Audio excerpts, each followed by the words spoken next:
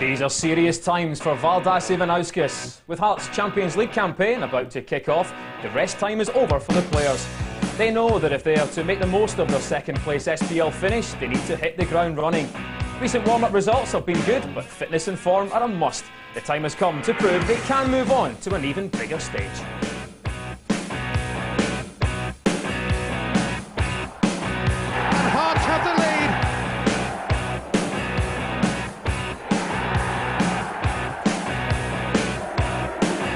Looking good as they prepare for the Champions League challenge that lies ahead.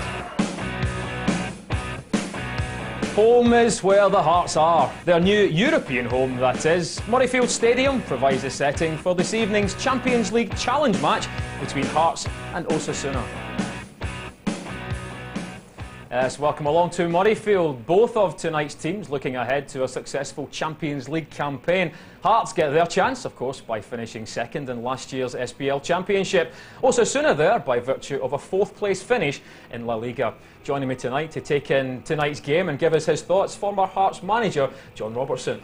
John, is it fair to say that with the quality of the opposition and the sense of occasion, this is more than just your ordinary pre-season friendly? Very much so. You've hit the nail on the head. There's a week to go. Hearts' first ever Champions League match, and it's serious stuff tonight. I think you'll get very, very close to Valdas Ivanauskas' top team. There's a couple of little surprises we'll get to later, but no, this is a real tough test for Hearts tonight. With just 7 days to go until that Champions League qualifier, massive game, what will his main emphasis be on tonight? I think he'll be looking for a performance. You know, Hearts have built up nicely away from home in Austria. They've come back and played at Preston, a good result down there. But tonight you'll be looking for them to be a bit slicker, a bit sharper, improve their fitness, and really a big confidence booster of a victory tonight. And I suppose for the Hearts fans, great for them that there's such excitement so early in the season before it even begins. Well, that's it. I mean, last season was just absolutely magnificent for everybody concerned with Hearts. You know, to finish second, split the Old Firm for the first time in many years, go and win the Scottish Cup to boot was fantastic. And they're looking for 24,000 people tonight for a friendly. It's phenomenal, and I'm sure if Hearts qualify for the Champions League group stages, this place will be rocking. Yeah, it should be quite a spectacle. Well, with their all-important Champions League qualifier only a week away, getting his players match fit as soon as possible was sure to be a top priority for Hearts head coach Valdas Ivanauskas. As part of their preparation, they travelled south of the border last Saturday to take on Preston at Deepdale. Here's the best of the action. Your commentators are Craig Brown and Ian Crocker. Driver Aguiar, who took the free kick and who delivers again, but that will be safely collected by Andy Lonergan, who was considered one of the game's brightest young goalkeepers a couple of years ago. Very bad luck with double cruciate ligament injury, Craig. Yes, he was an outstanding goalkeeper, and is still an outstanding goalkeeper. He was in England under 21 squad at a very young age, age 19, playing for Preston North End, which says a lot for him. He might be tested here because Chilvers has been caught out by Bednar, who's gone for it himself, and Driver following up, but it's wide.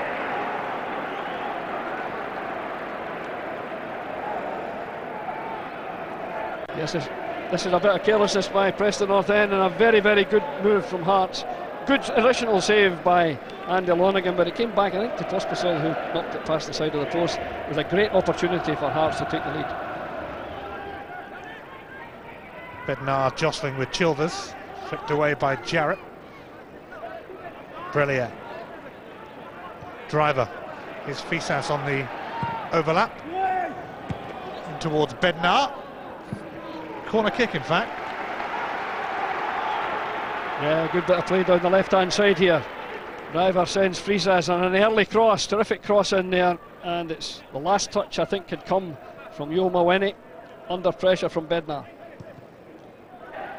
Bruno Aguiar will come across to take the corner, as Hearts look for an early breakthrough here at Deepdale, but it's a comfortable catch for Andy Lonergan. Alexander looking for quick ball up towards Nugent. It's Pugh who takes over, and he could put Simon Whaley in here. He's a bit nippy, but able to bring it under control. First class ball by Q there, but the first touch of Simon Whaley let him down badly. Pospisil's done well though, and he's slipped Bednar in, who's onside, and Hearts have the lead, and the all Czech strike force comes good as Bednar makes it 1-0.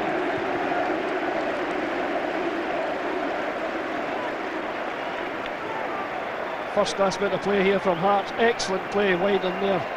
And a through ball from Pospisil right into the path of Bednar, who took it first time.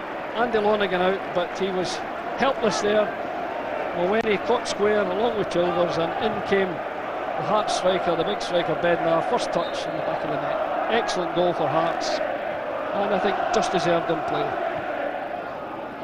No Jankauskas today, he's been left behind.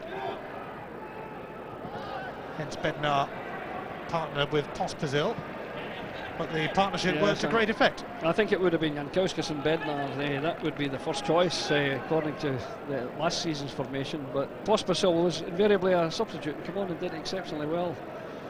But he's getting his opportunity, and he created an excellent opening goal for Bednar. Pospisil trying to set something else up. Here's Mikalunas. He's got through Mikalunas. What a smashing finish as well.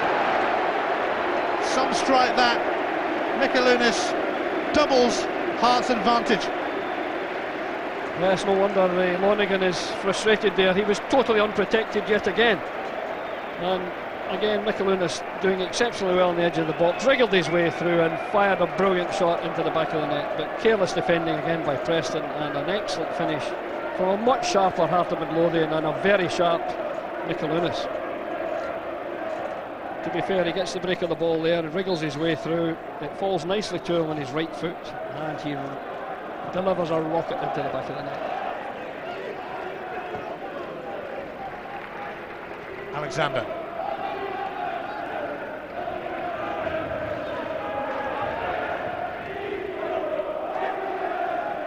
Whaley. Here's Jason Jarrett. Alexander, who has been known to hit them.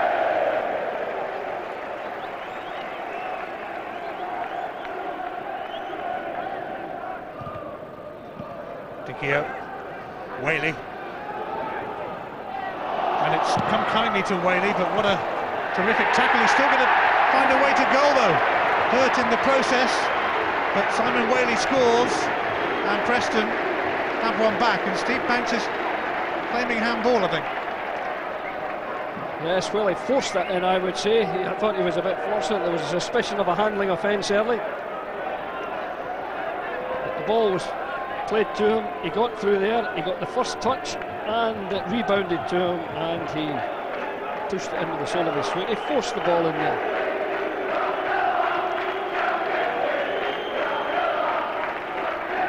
Yes, you've got to give Whaley credit for tenacity there, determination. He was committed, and I think goalkeeper Banks maybe just took his eye off it at the last minute there. Nugent, Jarrett. Preston getting into their stride now. This is Danny Pugh. Alexander behind him, but Pugh wasting no time. Gets another corner. Into the free kick for handball, but corner will do for Preston. Yes, Preston looking a lot more lively since they've scored, and a lot of openings down that left-hand side from Pugh, and corner kick for McKenna.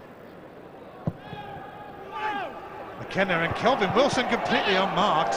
It's grabbed by Steve Banks, but concern there for Hearts.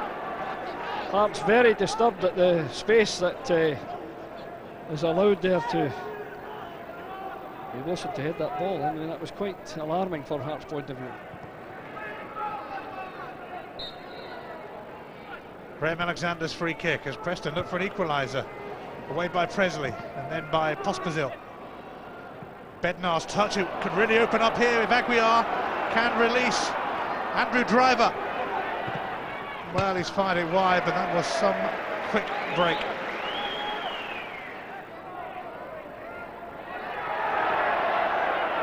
Bednar.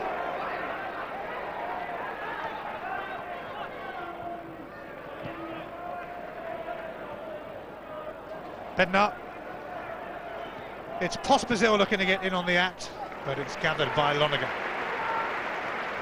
Yes, whenever the ball is forward, these two are a major threat to Preston, Pospisil and Bednar. They've combined exceptionally well, and the lack of understanding in the heart of the Preston defence is very apparent.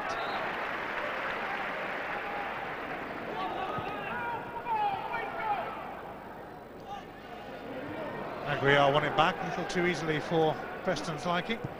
Driver now, releasing Pospisil. Jarrett trying to keep up with him. Pospisil's got Bednar in the middle, also Mikalunas, who helps it on offside. Not going to count for Roman Bednar. The flag is up. What a wonderful goal that would have been, but I think the linesman was correct. The left wing linesman got it. He was offside, I suspect, but a wonderful finish. Great flick from Mikalunas. Terrific finish. Oh, tremendous stuff, but just offside. Here's Tal. Brilliant. Ooh, rare mistake from Julian Brilliant. Adjamang intercepts, and he puts David Nugent in, forced a little wider than he wanted to go, and Berra blocked it. Horrendous mistake there at the back by Brilliant, but very good pass. Wonderful pass by Adjamang, and the shot from Nugent. Nugent's first touch was poor, but the shot was good and well blocked. Yes, Brilliant applauded by the Hearts fans, who certainly appreciate the work he puts in. Here's Mikalunas now, got a bit to do yet. And it was Godwin Wilson who sorted him out in the end. Yes, Danny Few held him up and Wilson came in to tidy up nicely for Preston. That's a rather wild challenge, that. And it's the trialist from Portugal, Tiago Costa, who was caught here by McCann.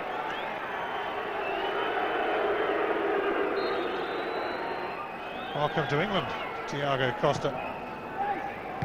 Oh, it's a cracking header from Ibrahim Tal, and Carlo Nash performing heroics.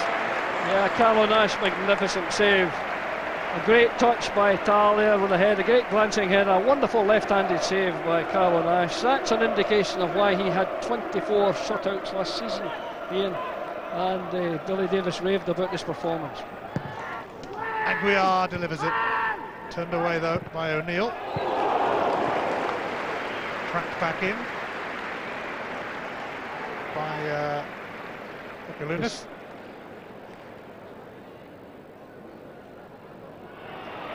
Is Adjamang. Aguiar trying to bring him down, but Adjamang heading towards goal. Lee Johnson had to be careful. Sedgwick. And Hart's able to clear it, but an anxious moment. Pugh. Stock. Lewis Neal. Brian Stock. That was a great chance. Good cut back by Lewis Neal into Brian Stock. And Neal out in the left, early ball in, got a slight deflection, but Brian Stock hit an excellent shot, but just wide of Stephen Banks' right hand post. Good play down the left from Preston.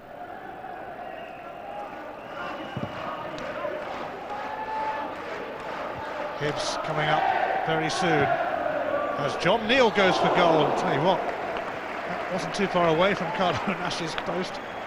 No, Carlo Nash was very complacent there because that was very close. You know, I don't think he thought there was any danger, but it went tantalisingly past his right hand post, and you know, it could have sneaked in and caused considerable embarrassment to the Preston keeper. Well, that's it, not much in the way of injury time, but a more than decent workout for Hearts here. Certainly in the first half hour they were at their best and stormed into a 2-0 lead with Roman Bednar and Salius Mikalunas on target. Preston defensively dodgy at that time, and but they did find a way back into the game through Simon Whaley. But Hearts looking good as they prepare for the Champions League challenge that lies ahead. The Czech strikers Pospisil and Bednar combining to great effect to open the scoring. Preston all over the place here, but it was still a fine finish from Mikalunas. Rattled in a second. Simon Whaley showed his persistence amid a handball shout to get one back to Preston. All the goals in the first half. Hearts move onwards to Murrayfield on Wednesday to face the Spanish side Osasuna, but 2,000 fans travelling back, rather impressed with what they've seen for the most part today anyway. It ends here at Deepdale. Preston North End 1, Hearts 2. Well, some people say that the actual results of pre-season friendlies don't count for that much, but I'm sure, John, with such important games coming up, the team will be happy to get that victory. What did you make of that performance?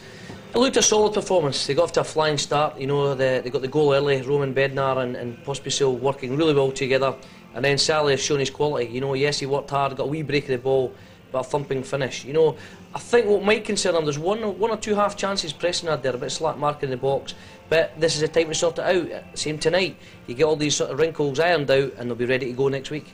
They took the lead after 13 minutes. It was Bednar that got the goal. A great finish, wasn't it?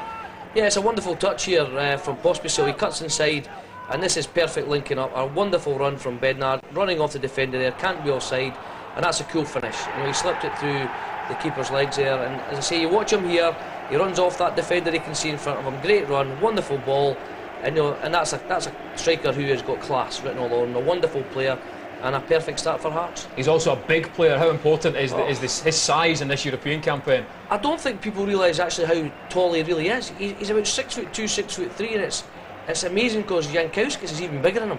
And I think, you know, when Hearts to go far in the Champions League, we'll need players of this size and ability and pace, and those two have an abundance up front. And to be able to capitalise on a lead is an important feature as well of a team. 4 minutes later, they went 2-0 up. That's right. You know, again, it's a long ball, and there's the two big lads fighting away for it, and it drops here, and Saul's he's a wispy wee player. Really, there's 3 men. It's like defending from Preston, let's be honest. But what a wonderful finish. And Saul, you know, he had a quiet year last year, which I think was a lot to do with the unfortunate sending off in the Rangers game the season before. And you see, he works away here, gets in, his confidence is up, he's really fit, and that's a wonderful finish again. You know, he battles away, and he is a bit fortunate, let's be fair. He gets away, and when he's in that position, there's only going to be one outcome, and Hearts comfortable 2-0 ahead. 2-0 ahead after 17 minutes, as you say. Do you think Mr. Ivanauskas has got any concerns with the goal that they conceded after just about half an hour? You've always got concerns, there's absolutely no doubt about this, but Hearts have a couple of chances to clear it. If you look at here, Bruno Aguiar has a chance, doesn't clear it. Fisas knocks it against him. Could have been a handball, but that's a great block. But the lad's very brave, because I tell you what, Steve Banks has thrown everything at him here. Great block for Fisas to try and make up for it, but that's a good finish, and I'm sure he got quite a painful one there by the looks of things. He absolutely did. When you see it from this angle, especially the left leg coming out. Yeah, but Steve Banks has got to do what he can there, and he's big and he's brave. You'll see him coming out here. It's a wonderful block there by Fisas to try and make up for it. But I tell you what, bravery for both players here going for that, and a well-deserved finish for Wally. And I suppose it does show the commitment of a team when you see them pre-season friendly, but really struggling and diving to get to every ball. Well, it has to be that way, because as we say, we're 7 days away from the first Champions League qualifier. And the Hearts players have to be ready. You know, I think they're a good 10 days ahead of Preston here, which I think showed on the day. They were sharper, they were more committed, they had that wee bit more about them. Tonight we'll really see what Hearts are, but we'll see how far they've come, as I say, because 7 days and ticking, it doesn't leave them a lot to make any errors.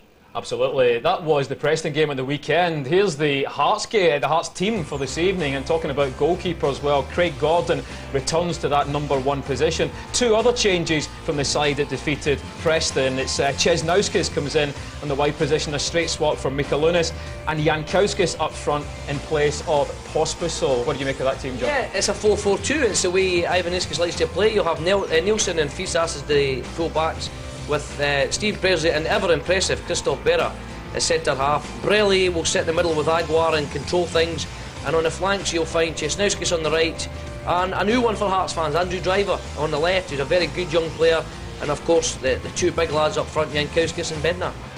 As far as on the bench tonight, John, there are 4 Lithuanian trialists. Can we read anything into that? Yes, well, you know, they do have the monopoly on the Lithuanian players and all the best ones that are coming through, and I'm sure that they'll be bringing them in to look at certain positions, see if they can improve the squad. I think the most significant one for me on the bench tonight is the welcome return of Neil McCann. Absolutely. As far as the Spanish side is concerned, well, they finished 4th place in La Liga last season, John, so they are obviously going to be a technically very good side. Yes, I mean, you don't finish a couple of points behind Real Madrid without being decent. You know, Punar, the captain, can play, good player. Lopez as well. Munoz up front, I think it is. But good side. You know, they can play, and you know the big name that is missing is the one that we're probably more acquainted to, Savo Milosevic, but probably getting a little bit more time off after the World Cup. A real test then for Hearts this evening against Osasuna. Let's hear what the Hearts manager has to say. He's talking to Stuart Lovell. Valdes, your opponents Osasuna finished fourth in Primera Liga last season. You must be expecting a difficult match. Of course, it's first, so big test, last test of the Champions League games. So in Osasuna, if you are first in the Spain league, it's a big result. I think after Barca, after Real Madrid, Valencia, Osasuna was 4. This is showing big results. So I expected interesting game. Yeah. You have 3 key players missing from tonight: Paul Hartley, Neil McCann, Jose Gonçalves. Just to Paul Hartley and Jose Gonçalves. Neil McCann is off the bench. And do you expect the other 2 to be fit for next week's game?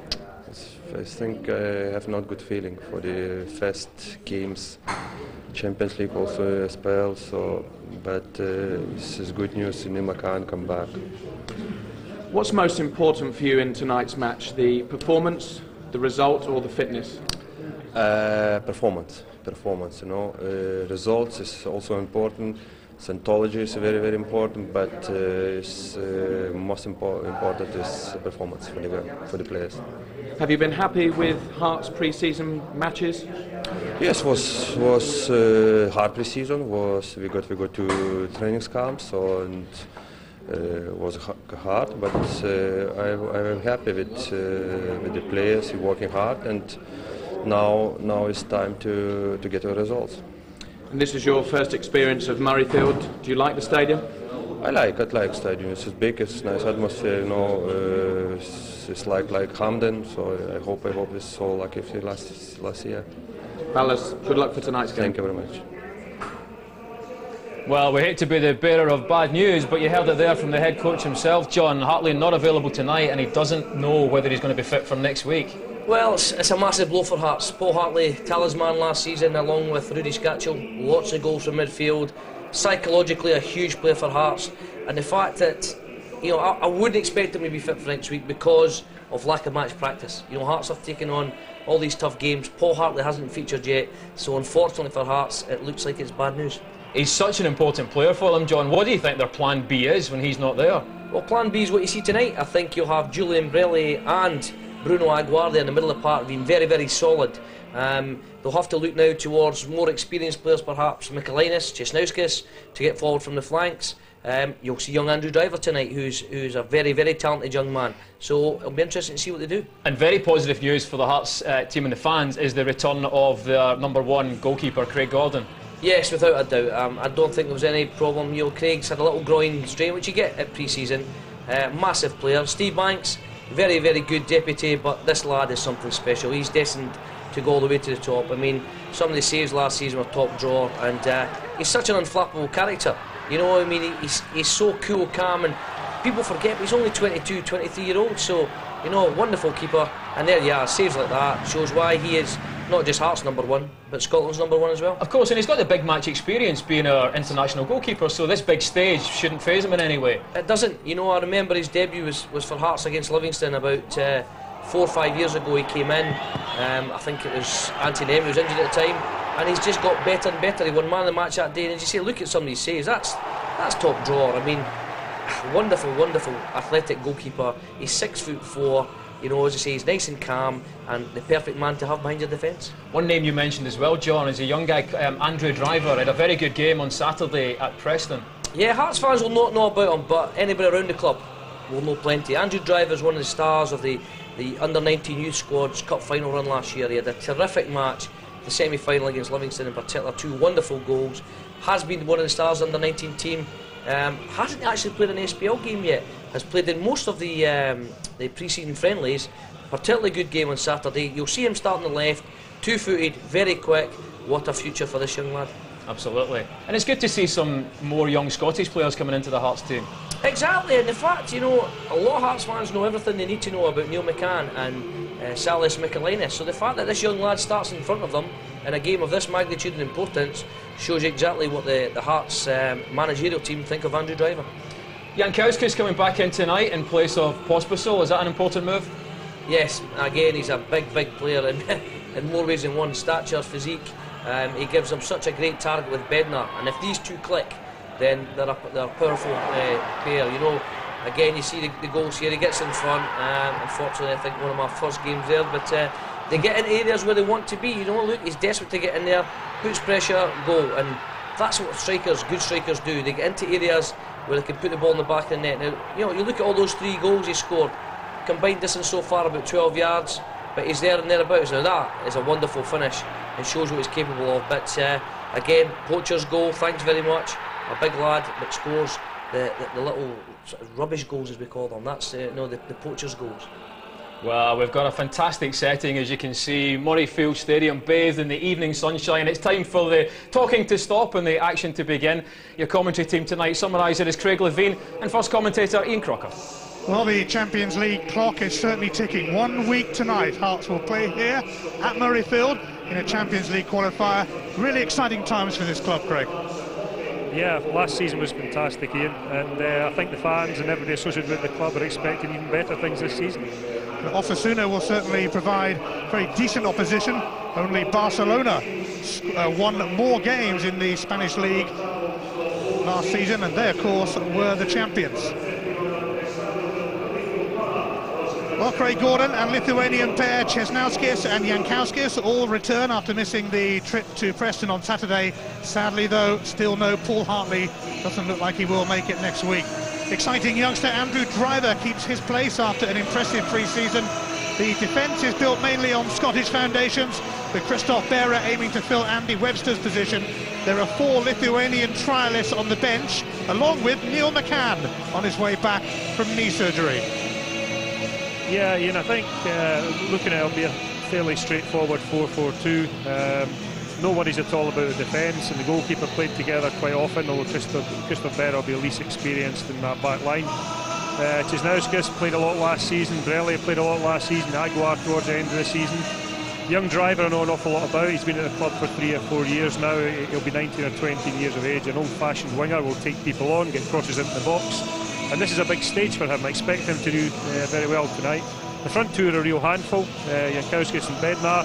I think that was, I think it was John that mentioned that was their sort of best lineup last season, and I think it will be again this season. Interestingly, only 3 players there, I think, who would have played from their best lineup. Well, Osasuna kick off their proper season a month later than Hearts, so they should be a bit behind in their preparations. Former Aston Villa striker Savo Milosevic hasn't made the trip. He was given extra time off after the World Cup. But ex-Manchester United keeper Ricardo is in goal, and there's a start for new signing Hector Font, who played against United and Rangers for Villarreal in last season's Champions League. Yeah, a 4-4-2 again. Although sometimes with the Spanish teams there's a lot more movement and not quite as rigid as probably Hearts will be. Don't know an awful lot about Osasuna, although I do know they had a great season last season. Well, as mentioned, 4 Lithuanian trialists on the bench, 2 midfielders, 1 defender and 1 striker, and good to see Neil McCann on that bench too. Yeah, I'm pleased for Neil. He's been out for a fairly lengthy period. I think he's one that would have given Hearts last season even more of a balance. I mean, they played with 1 or 2 of the right-footed Lithuanians on the left-hand side at times. So, Hearts about to acclimatise to the home of Scottish rugby, Murrayfield. But it looks like Paul Hartley won't be fit to play that Champions League qualifier next Wednesday. And that is a big and bitter blow for Hearts. Incidentally, the second leg of the tie between the Bosnian and Belarusian champions is happening tonight. We'll keep you in touch with that. Siroki Brijeg of Bosnia won the first leg away from home. So Hearts at the moment could be on their way to Bosnia, but that could change this evening. Massive turnout here at Murrayfield for this friendly game. They were expecting a very, very decent crowd. And this young man, Andrew Driver, has certainly caught the eye in pre-season. And with new signings imminent, it's a good time to catch the eye, really. Yeah, I mean, I don't know how much a chance he would have got if Hearts had already signed one or two players. It's interesting that they haven't signed anybody as yet, and that has given young Andrew the opportunity to get a chance to play at a stage as big or on a stage as big as this. Scottish referee in charge, Callum Murray. Stephen Presley, the captain of Hearts, and for Osasuna, it's Punyal. Now, last season in Spain, they finished 4th, and they too will have a Champions League qualifier, but they come in at the 3rd qualifying stage, a round later than Hearts.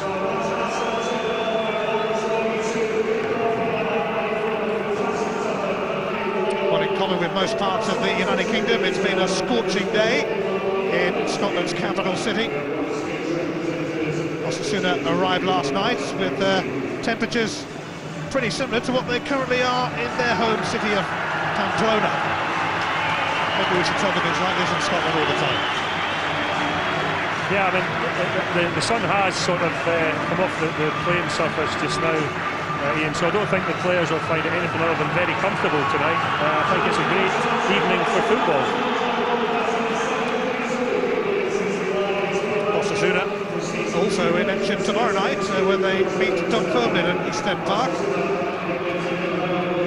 No really big star names in their team. Perhaps that was their secret really last season in claiming a Champions League position. And incredible really that only the champions Barcelona won more matches in La Liga last season than Osasuna. Without their top scorer Savo Milosevic though, he's been left at home after being given a bit of time off following the World Cup. Not that he figured in the World Cup much for Serbia and Montenegro.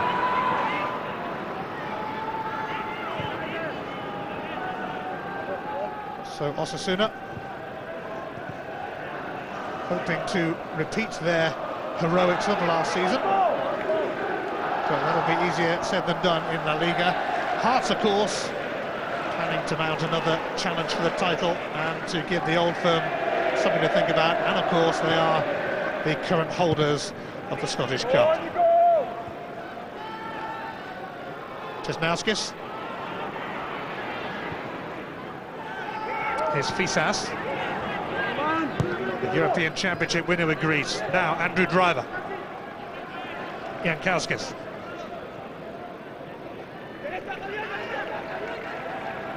Given away by Fisas, and a foul by Bruno Aguiar. Yeah, the pitch looks like quite a lot of grass on it, Ian, so the ball got held up just a little bit. I do think that was probably a free kick. David Lopez on the receiving end. Quite a few of these Osasuna players came up through the ranks of the club, through the B team.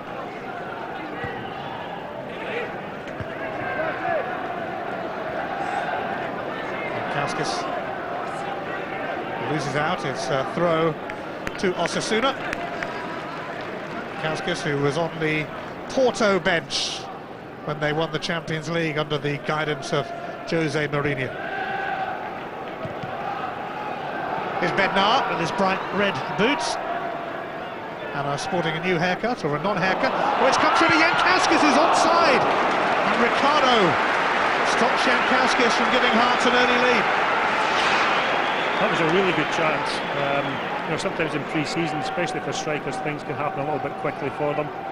But I do feel that Edgar probably should have scored there. Fisas.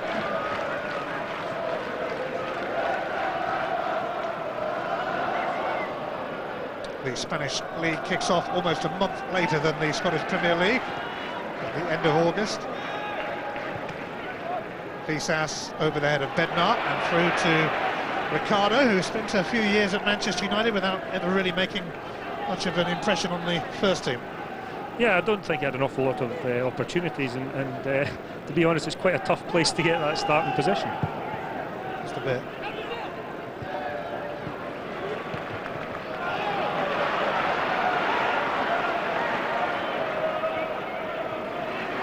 Bobby Nilsson.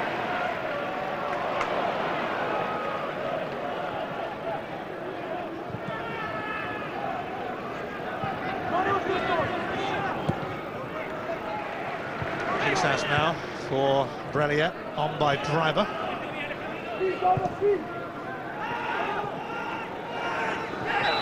Offside flag went up once Romeo got involved.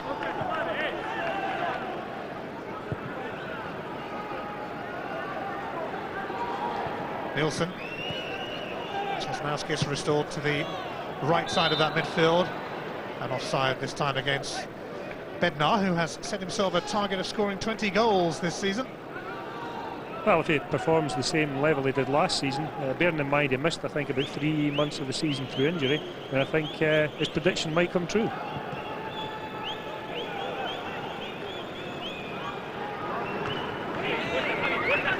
Here's Javier Flamio.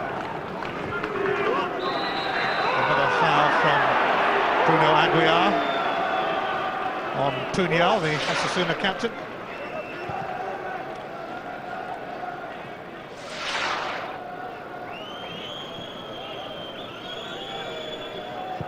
Font. David Lopez. Cut out by Fisas.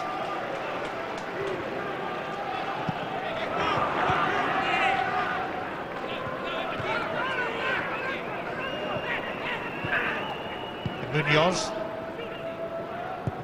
Puñal. This is Monreal.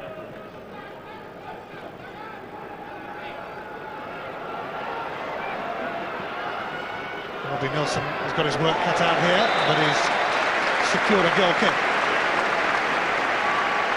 Well, I think whether it was beginning of the season, end of the season, middle of the summer, Robbie's still probably the fittest player in Scotland, to be honest with you. Well, he figured in every game bar one last season in the SPL, Robbie Nielsen. Valdis Ivanauskas confirmed as head coach on the last day of June, and ready to stamp his mark on Hearts now, although he guided them to Scottish Cup glory, and of course they finished second in the league. George Burley and Graham Ricks had to take a bit of credit too last season. It's all down to Valdis Ivanauskas this time around.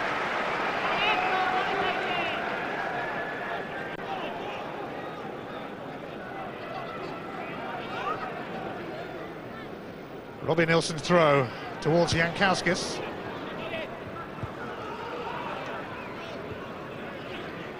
Aguiar. Fisas. Nielsen. Brelia, who does such a terrific job for Hearts in that kind of unsung hero role. Bednar. Aguiar. Can Andrew Driver get to that? No, he can't, but the idea was right. That midfield area is quite interesting. Who's going to do the Paul Hartley role, getting in touch with the front? I think it's more likely to be Aguiar, but I don't think he's got that instinct that's required for playing that position. Yes, Hartley such a loss to this team. A driving force and a major influence. But very doubtful for that Champions League qualifier here at Murrayfield next Wednesday.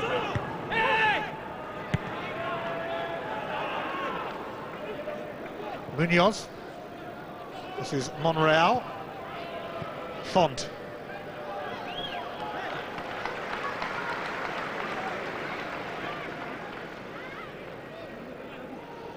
Gets about Julian Brelia. Covers a lot of ground.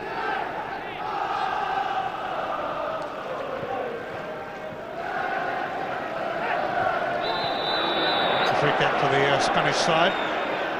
Rua Barrena, impeded by Stephen Presley. Stephen using his arms there, making sure that Rua Barrena didn't get past him, but it has cost him a free kick in a fairly dangerous position. Well, Crayar has come up from the back, so too Hosechko. Rua Barrena in there as well. Puñal's free kick, though, doesn't clear the first hurdle, which was a fairly big hurdle. Jankowskis. Driver sliding in with typical enthusiasm there.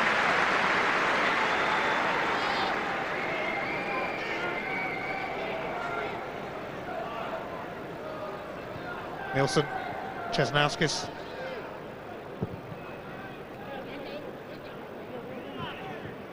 Away by Kosetsko.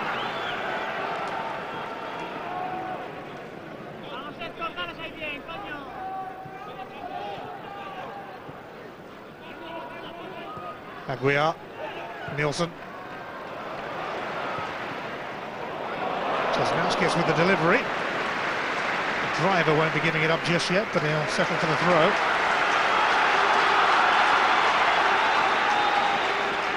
Another good bit of pressure there. Decent ball into the box, and Andrew Driver just came in probably at the wrong angle to get that ball. Fisas looking for Jankauskis, who was crowded out.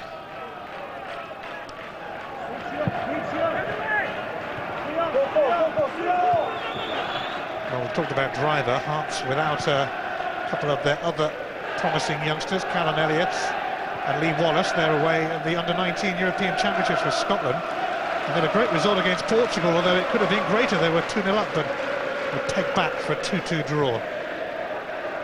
I believe Lee played in the game, and Callum was on the bench. But again, it's great for Hearts to have two young lads of that quality.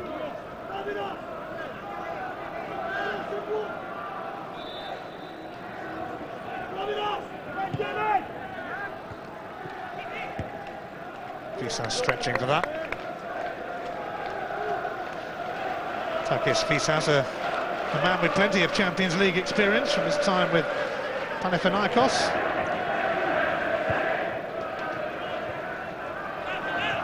Jankauskis.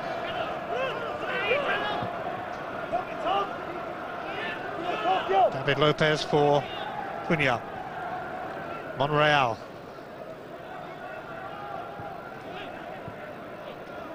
Munoz. Here's Hector Font, who they signed from Villarreal in the close season.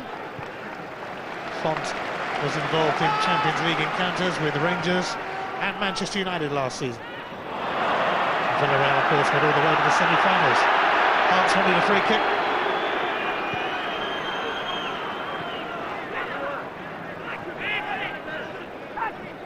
Javier Flanio is Arua Barrena.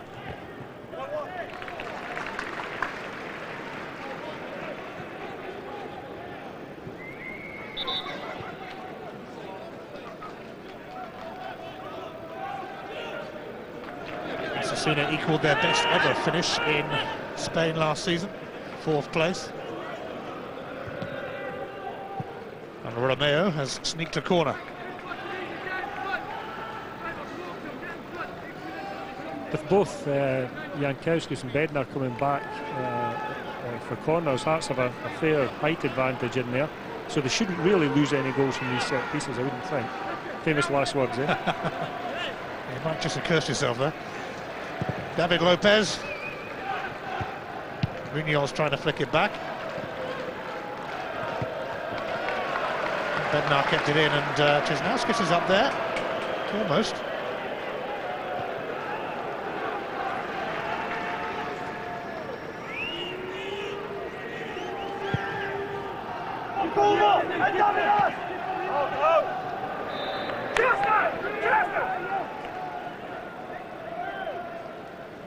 Driver.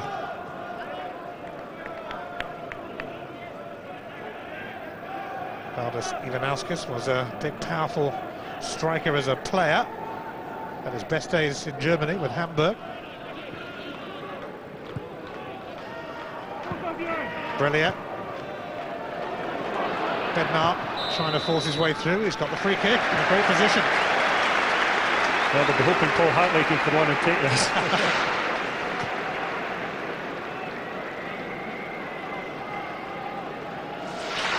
Bednar applauding the decision from Callum Murray. And Bednar himself showing interest. Could be a test here for Ricardo, once of Manchester United. Bruno Aguiar and Roman Bednar.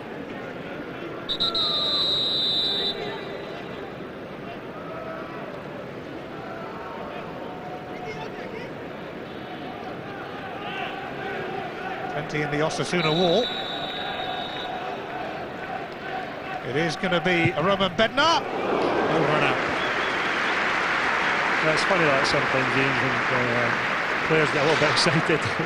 I don't imagine that Bednar's taken many free kicks in his time. But he gets fouled, he grabs the ball and he wants the glory. Not going to be taking many more at that rate.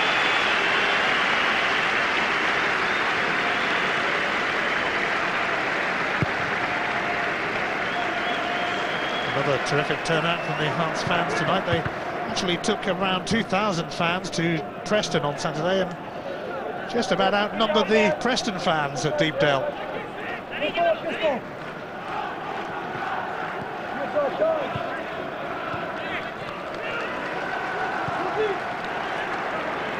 Hearts hoping they get to use this venue, Murrayfield, a fair bit this season by making it into the Champions League proper. It's going to be a big ask, a big task, but just imagine if they pulled it off. It's just one round, Ian, isn't it, that have to get through? I think it's two. Is it 2 rounds? Yeah, that makes it a little bit more difficult.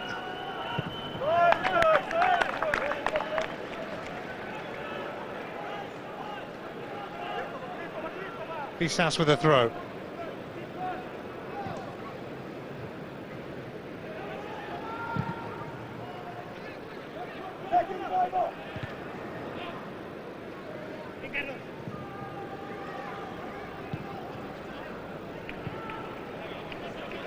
Well, they do have a few players like Jankowskis who are pretty adept at the European way. Plenty of experience playing in UEFA's club competitions. And they would certainly fancy their chances against the Bosnian or Belarusian champions. Although Hearts will be quick to say that they are expecting a very, very tough tussle whoever gets through. Quite a long trip as well, whoever gets through. Jesnowski's now looking to make it happen. Corner. Hearts have had the better of it so far, Ian. They've been in good positions and maybe just a little bit lack of quality in the final delivery, and in particular the final shot from Jankowskis when he had that good opportunity earlier on.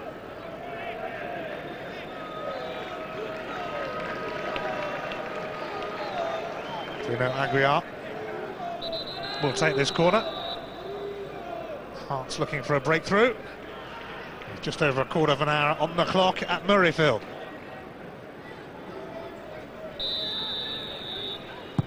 Here it comes from Aguiar. Stephen Presley. Decent chance. It's all about delivery when it comes to set pieces. We saw that earlier on with Bednar's shot. Here is the opposite, a good ball in. Stephen rose above the defence and just a little bit underneath the ball. 8 years at Hearts now, Stephen Presley.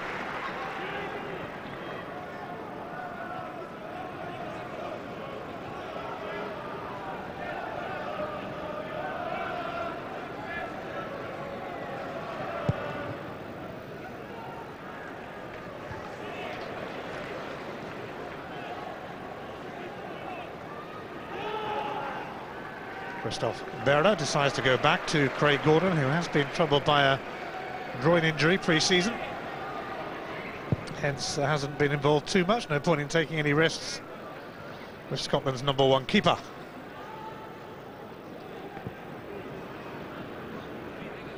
He's been outstanding over the past couple of years, hasn't he? Yeah, and he's I think very firmly established himself as the #1 in Scotland, and I think he's heading for top 5 or 6 goalkeepers in Britain.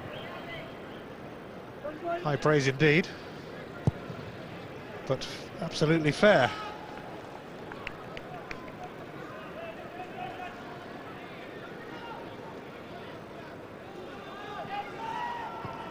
Jankowskis. Nielsen. Jesnowskis. Bednar. Throw for Hearts.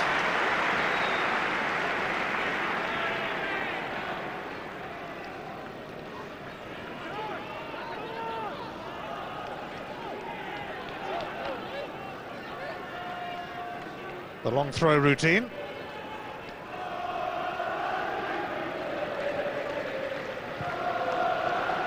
Cisnauskis got in the way then, and Hearts could still keep the pressure on. Bednar, Cisnauskis chasing,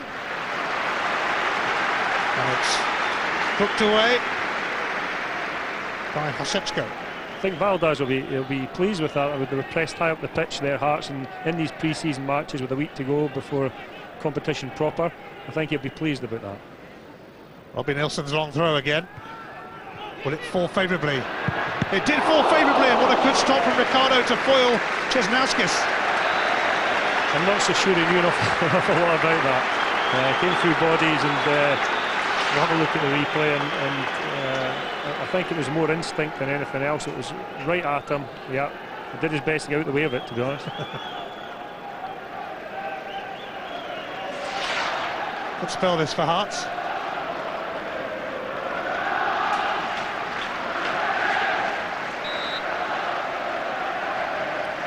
Bruno Aguiar tries again, goes long this time, a little too long, and there was a push anyway from, might have been Stephen Presley. Yeah, I think that was rehearsed. Stephen tried to get himself a little bit of space at the back post. It's this time of the pre-season that a lot of the work will have been done on set pieces in preparation for the start of the season proper. That was obviously a deep corner that Stephen tried to isolate himself at the back. Well, there is the new coach of Osasuna this season, Jose Ziganda. He was number 2 to Javier Aguirre, but after their success of last season, Aguirre left to become the new boss of Atletico Madrid. Bednar on the receiving end.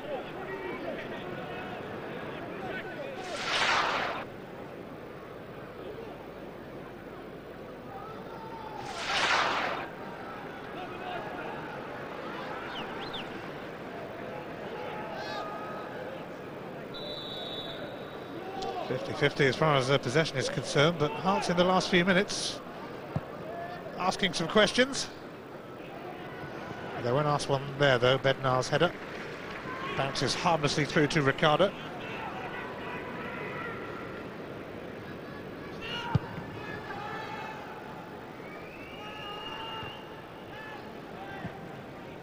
Hearts pre-season preparations haven't been without their problems, but then there really is a dull moment at this club.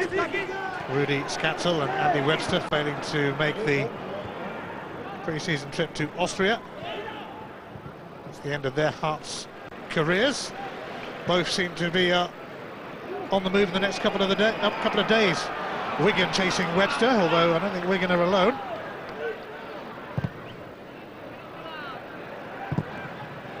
Brelier has inadvertently set it up for Bednar. Now Cisnauskis, and Ricardo flings himself through the air. Pretty comfortable save, but again Hearts are pressing in that last third of the pitch. A little bit more quality, I should say, on that ball into the box, and it might have been another opportunity for them.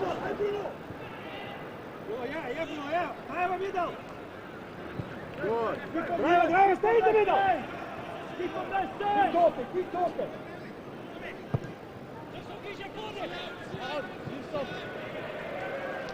Hearts runners-up to Celtic last season, splitting the old firm.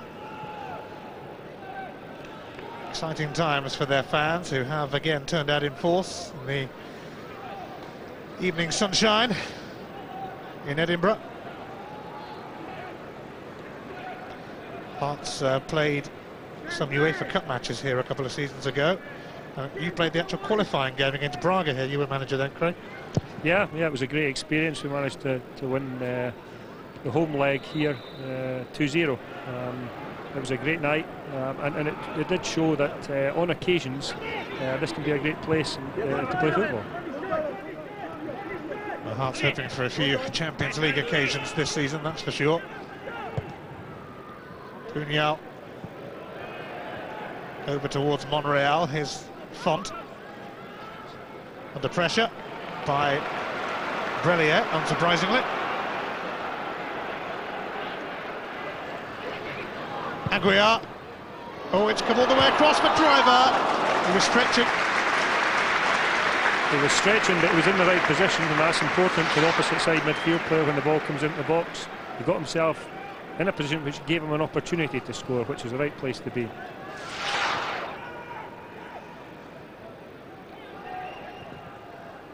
Aruba Reina. Very Gordon watching that all the way.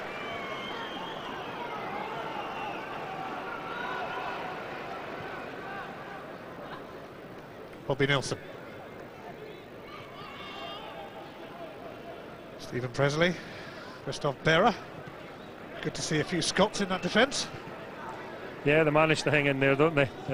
Goalkeeper, 2 centre-backs, and Robbie at right back as well. Font. Romeo chasing, but Stephen Presley wary of the danger. It's quite early for Osasuna, Ian. They've got a fair bit to go before the season starts, and I think Valdez will be looking at his team and looking at a lot of things that they do, not worried too much about what Osasuna do at this time.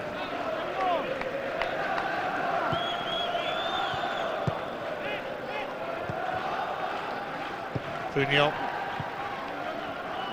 I think they'll get a free kick there.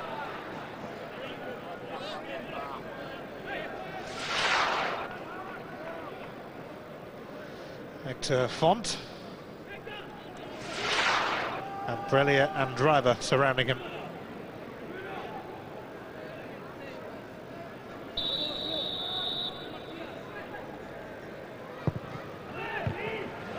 Not for the first time, Jankowskis meets that.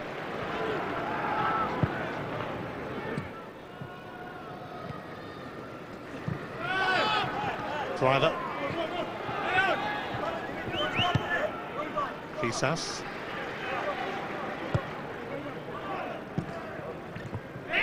Let's come off Driver. It'll be a throw for Osasuna.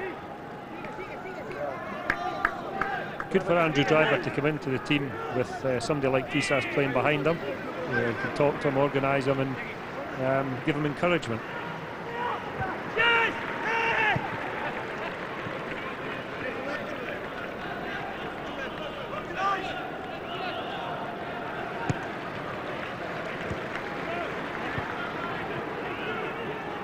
Hector Font. Buñol. David Lopez. No worries for Hearts from that. The back four look well organised as usual, and that's the type of thing I'm talking about that Valdez Ijanauskas will be looking at to make sure that his back four is working properly, that his midfield players are narrow when they don't have the ball, they press the ball high up the pitch, and that his strikers are working well together. A lot of these things look to be going okay for them just now.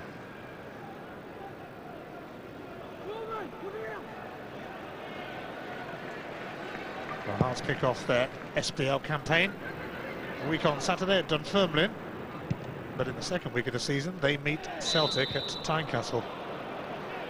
Of course, that's in the same week that Hearts would have been to either Bosnia or Belarus, and Celtic would have been to Japan.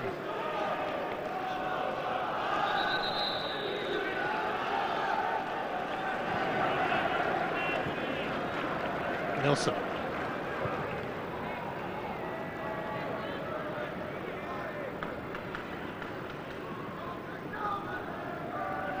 This will be an altogether different season for Hearts. Didn't have European football last season, and I think that aided them somewhat in their quest for Champions League spot and the Cup. There'll be a lot more matches this season, and it'll be interesting to see how they cope.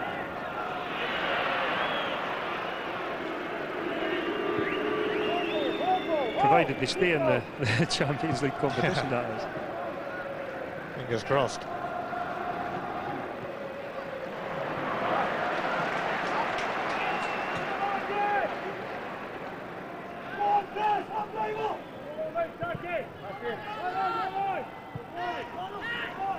Christoph Berra,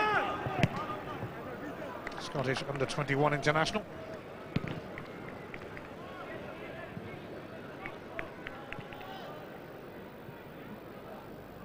Valdez Ivanauskas given the job permanently, although there was a fair bit of speculation about who might get it.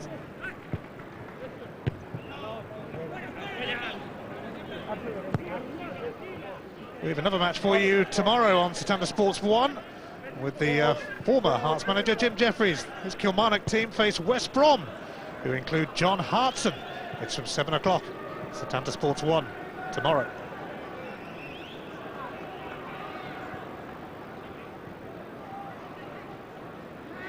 Česnauskas.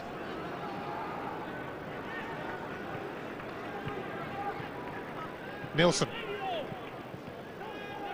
Aguiar. And he's picked out Andrew Driver with a cracking ball.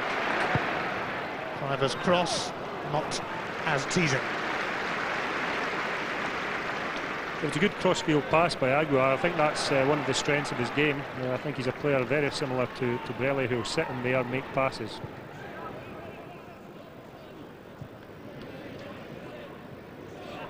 Monreal. Osetsko going to go across the back four. This is Cuellar.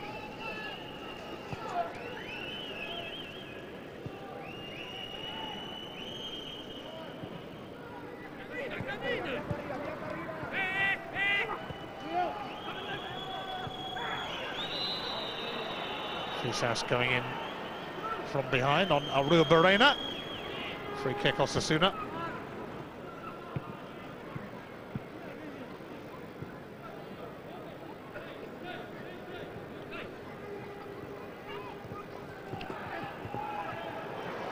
Monreal making very good progress here.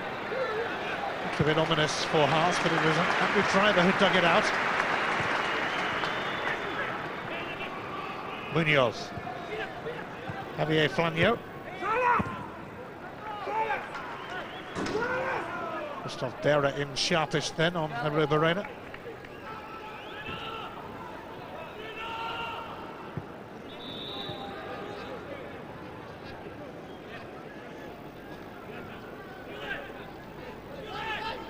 Flanio's throw to Arruabarrena.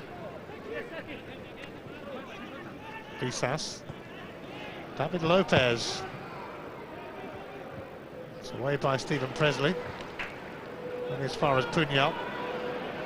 Česnauskas though. He's had a short advantage played, and he's trying to put Jankowskis in. Ricardo coming a long way and hasn't got to it. Jankowskis with a bit to do yet, mind you. And he'll get a free kick.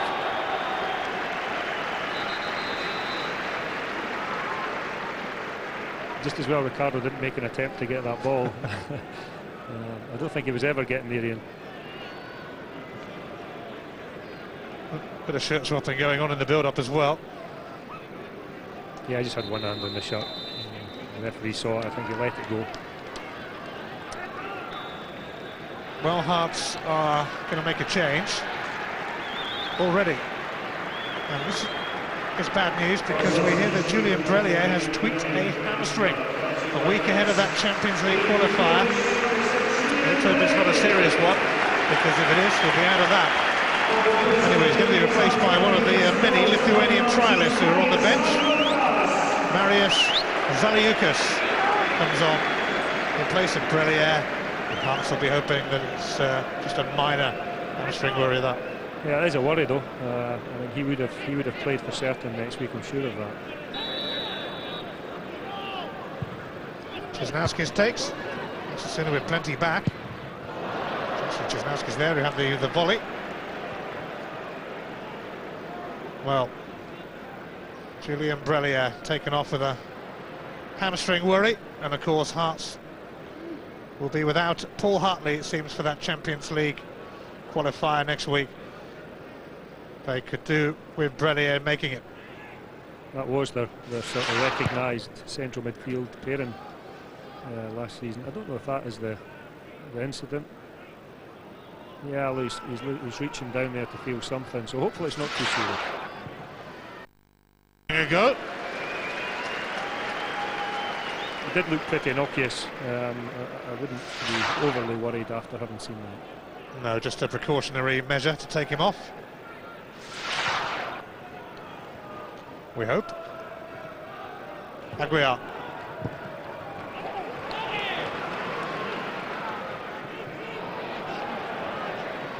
Česnauskas for Aguiar. Offside that'll be, just a bit.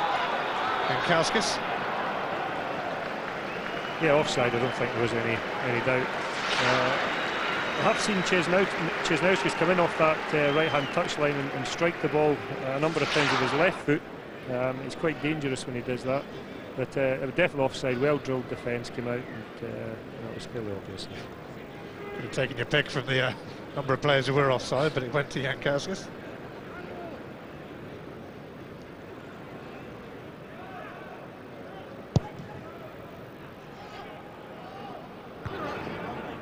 Christoph Berra won that and was fouled in the process by Aruba Reina.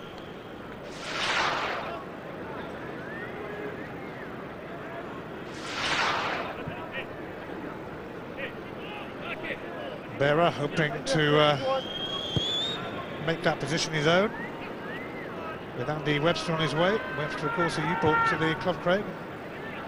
Proved to be a pretty decent signing, as it turned out. Yeah, it is a pity that he's leaving. I think it would have been good for him to stay just at least another year or so.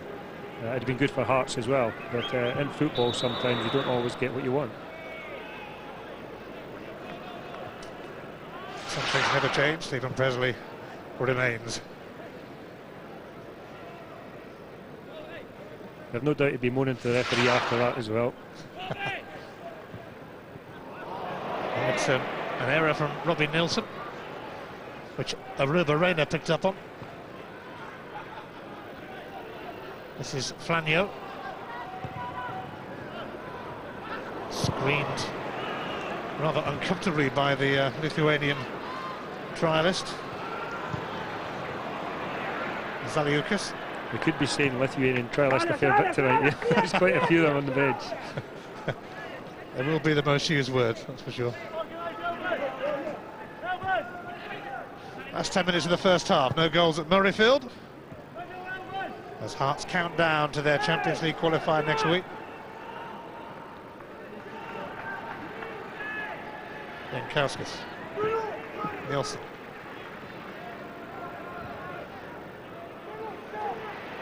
Chesnowski's chasing. Within that Champions League qualifier, Hearts will either play Soroki Brijeg of Bosnia, who were 1-0 up after winning the first leg away from home against Shakhtar Soligorsk of Belarus. Second leg of that being played tonight.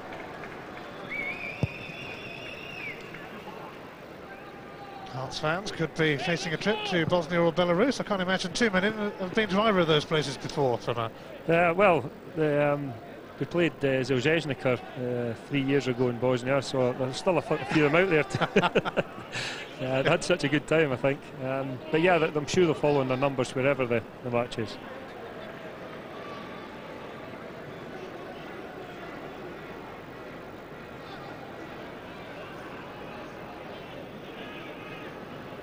To ponder for Valdas Ivanauskas.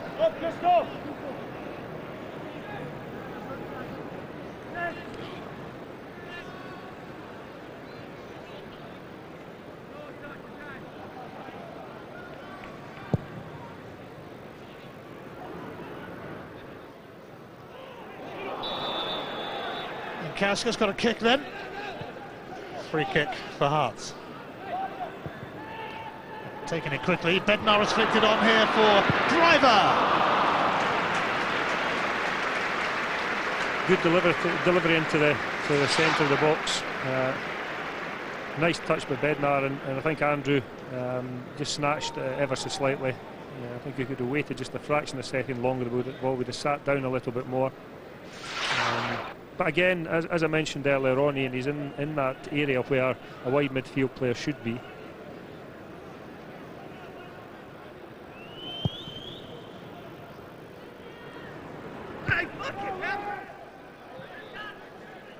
Fisas. Bednar now for Jankauskas. Driver's with him. Jankauskas taking another route for now, but it does find its way to Driver from Fisas. Flanio will get the free kick.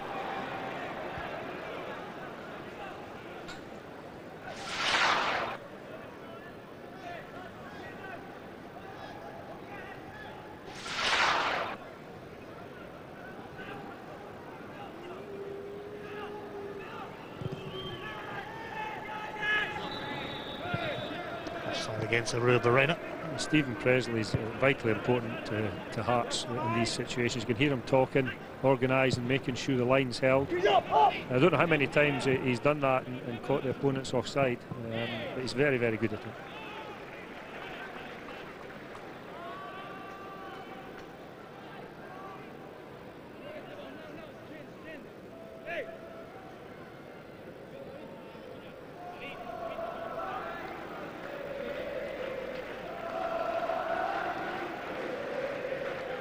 Fisas will take this throw.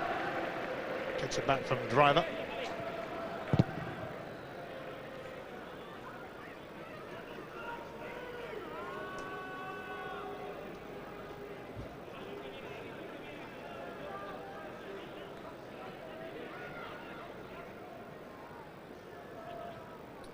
Fisas with a throw, a flick on from Jankowskis, and Bednar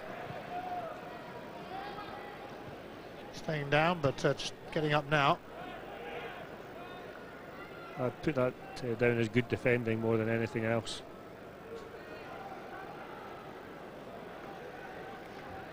Presley. Berra.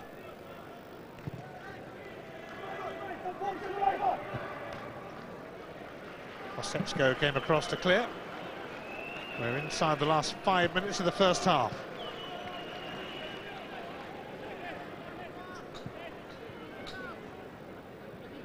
Osasuna making a quick trip to Scotland to play 2 matches, this one and another one at Dunfermline tomorrow night.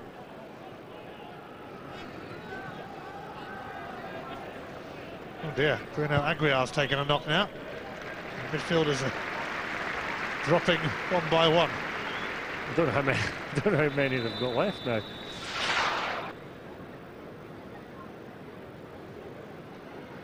Again, doesn't look particularly serious. I think he'll be back on his feet fairly shortly.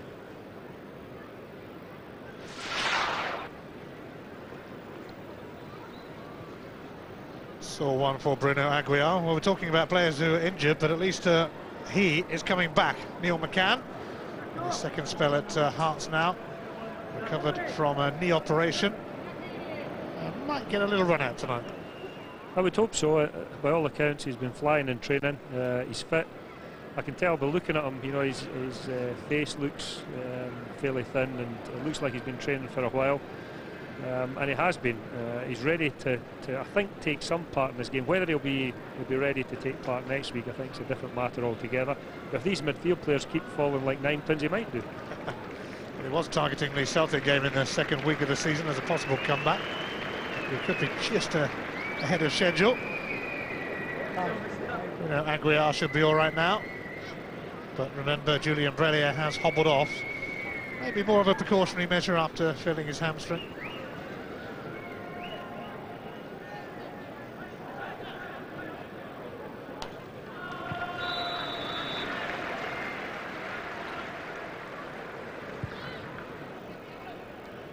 Bruno Aguiar's back, thank goodness.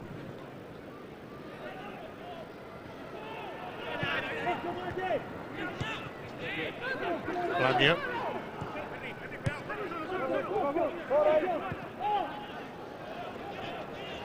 Osasuna are only 2 points behind Real Madrid at the end of the last Spanish season.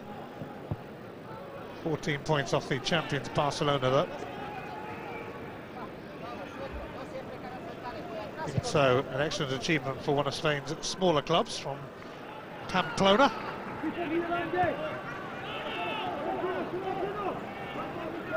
David Lopez. Romeo has returned it. David Lopez, always been caught there by Fisas.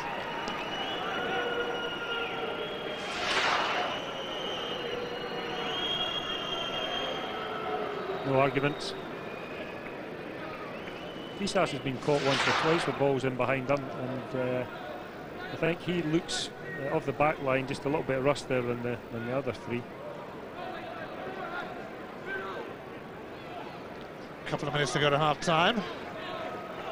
Set piece situation for Hearts to defend. Right into the mix.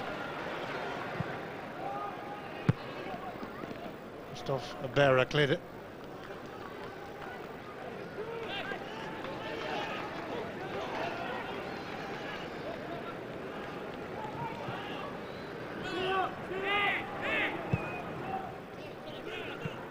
Monreal. Incidentally, both teams have agreed that up to 8 substitutes can be used this evening. Oh, good. And also a goalkeeper as well, they can change on top of that.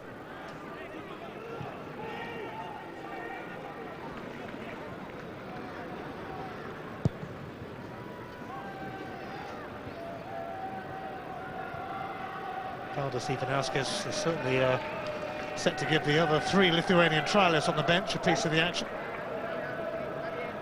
You can practice their names at half-time. 15 minutes might not be enough, let me tell you.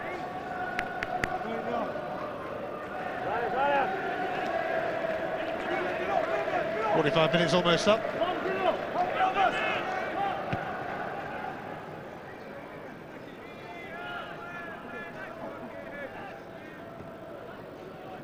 Hasn't been too much in the way of clear-cut chances. It does have a bit of a pre-season feel about it.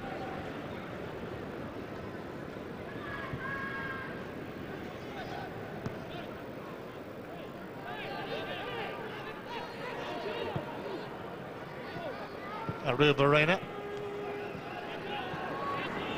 Osasuna pressing. They've added on time at the end of the first half, but not pressing for long. Here's Bednar. Lost out to David Lopez.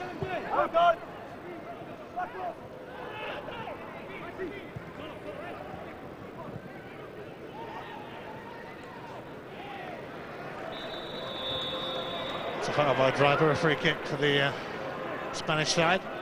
They didn't hang around. Flanier's cross. Cleared by Stephen Presley. Česnauskas.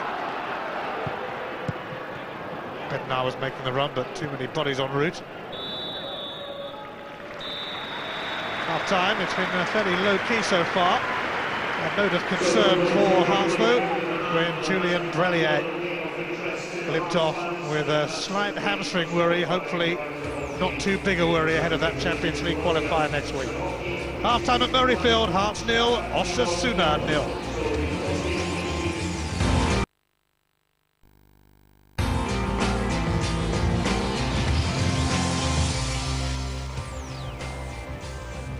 Well, there may be no goals at half-time here, but the Hearts fans really do believe that things will get better.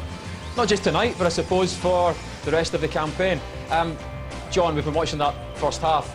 The Hearts head coach asked for a performance. Do you think he got that? In a way, possibly. I think he'll be disappointed in one or two aspects. You know, I think Craig's already mentioned in the commentary there that Fisas looks a bit rusty. They've had the best chances, there's no doubt about that. They've had 3 or 4 very good chances, good saves from Ricardo. I thought the first half hour was excellent. You know, there was a lot of passion about Hearts. They knocked it about. Česnauskas in particular looked very, very lively. And then the game just went flat. So I think they need to pick it up. And for me, the introduction perhaps of Neil McCann would get the crowd going. Mikalainen's coming on would perhaps give the game the little boost it requires at the moment. Yeah, and as you mentioned to me, there's a lot of players here who haven't played in this stadium before, so it gives them a good chance to get used to it. Yeah, that's the big thing tonight. You know, you're looking at Takis Fisas, Christoph Berra to a degree, Andrew Driver, you've got Aguar and Brelli in the middle of the park, Jankauskas, Bednar, and of course Česnauskas, who haven't played here. So plus the substitutes as well. So yes, get used to it, but they really want to go up a gear now. I think that's what everybody, the fans want. I think it's what we want, and I'm pretty sure it's exactly what Ivanauskas will want as well. Talking about Jankauskas, after just a few seconds, John, he had, would you consider this to be the best chance of the half? I think it was, you know, and we were taking up our places here. It comes through rather fortunately, and it's played in here. Bednar miscontrols it, it runs, and for a player of his quality, as we've seen in the lead-up tonight, he should score this. It's left foot, he's tried to play across the keeper, perhaps, possibly should have gone near post. There's a bigger gap. All credit to the keeper. He's made himself big and saved it, but a player of Jankowski's ability, you'd expect that to hit the back of the net. And of course the manager will stay positive and say he was in that position, you know. Of course it's a chance created, and you see there he's just tried to side foot it away, but at this level, and we're talking about build up for Champions League qualification, you're going to meet a team like Osasuna if you get through against possibly the Bosnian team, and chances that come along, you must take them. I mean, the quality of opposition tonight is very high, of course. Osasuna finishing 4th in last season's La Liga. Hearts, however, weren't intimidated. There are a lot of shots on goal. Ricardo had to make some saves. This one by Česnauskas. Yeah, this was a terrific effort. You know, the trademark Robbie Olsen throw in. What a strike this is. It's a magnificent strike. And again, reaction save but top drawer. You know, you can see now why Ricardo was at Manchester United, why they paid a lot of money for him. But Česnauskas for me has been the liveliest one. What a hit. You'll see from here, the keeper sees it late. That's a terrific reaction save. And at that time, Hearts were bossing the game. Česnauskas was lively. Bednar and Jankowski's causing problems. And it looked like Hearts could really go on and get that all-important first goal. Bednar had the chance as well. Him and Česnauskas getting some chances. Young Driver got into some good positions and had a couple of good chances as well. Yeah, I think young Andrew can be pleased with his start. You know, it's a big test for him and he'll be nervous, but he does great. You see him in the bottom of your picture asking for the ball. It comes again for Tuesday, gets there, and to get that on target shows great technique. You know, he's showed his inexperience a couple of times with a couple of crosses that the coach wasn't happy with. But in general, I think he's had a very good game. And very unlucky here. He's in the area. That's what you want your wide player, and he's in there. And that's a terrific effort from the young lad. And he can be, as I say, very, very pleased with the start. And despite missing that chance, stretching for it there again, he's in the position. He had a volley near the end of the half as well. That's correct. As I say, he's done very well. This is a magnificent crossfield pass. It's flicked on there, and a bit rash perhaps. He snatched at it, but again, he's there. And, you know, he can only benefit from this experience. And, you know, he's got a good first touch there. Just a wee bit inexperienced and slashing it at the end. But I tell you what, he's a quality young player, and he has got a big future in front of him. Now, Paul Hartley, of course, watching this game from the stands, doesn't look like he's going to be fit for the Champions League qualifier next week. And a bit of worry, more worry for the Hearts fans tonight when Brellier seemed to tweak a hamstring. Yes, that's the main thing tonight. You know, Ivanauskas wants a performance, there's no doubt about that. But he also wants to get through without any more injuries. And with Paul Hartley rightly out, the Brellier incident, you know, when we hear right away he's coming off with a hamstring, there's a worry. But I think Craig's right again. You look at it on TV, it's just a little tweak. It's not as if he's running full out. It's not as if he's twisted badly. He just seems to have got a wee knock from sort of hurdling a tackle. The right thing to do, come off, get treatment, get ice in it. I'm sure by next Monday he'll be ready to go. So what do you think the Hearts head coach will be saying to his players at half-time? What's he looking for the next 45? I'm sure he'll be asking to up the tempo. I thought the first 30 minutes, excellent, a lot of good movement. Driver coming in from the left, Česnauskas from the right, good support from Aguiar and Brellier, bossing the game. The last half hour, they fell out of it. The most telling stat for me there, Osasuna, who really haven't had a shot at goal, 52% possession. They keep the ball. And for the likes of young Christoph Berra, who's been fabulous tonight so far, young Andrew Driver, they've got to learn the Scottish style to keep the ball more often and move it about and not give it away, because, as I said, at this level, possession is very important. So at the end of the first half here at Murrayfield Stadium, it's Hearts 0, Osasuna 0. The next 45 minutes coming up live to the Hearts fans, plus John and myself, hoping for a goal. The next 45 coming up in a couple of minutes.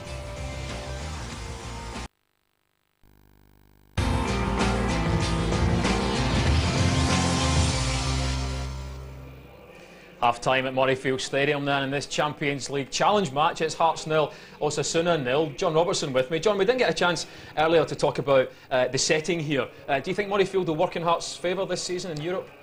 I'm sure it will. You know, they've had 3 or 4 games here before, and the players like it. It's a wonderful pitch, great condition, especially at this time of year. And I'm sure this time next week the place will be absolutely buzzing. We've got 24,000 odd people here tonight, which, you know, that's 7,000 more that could see the game at Tynecastle.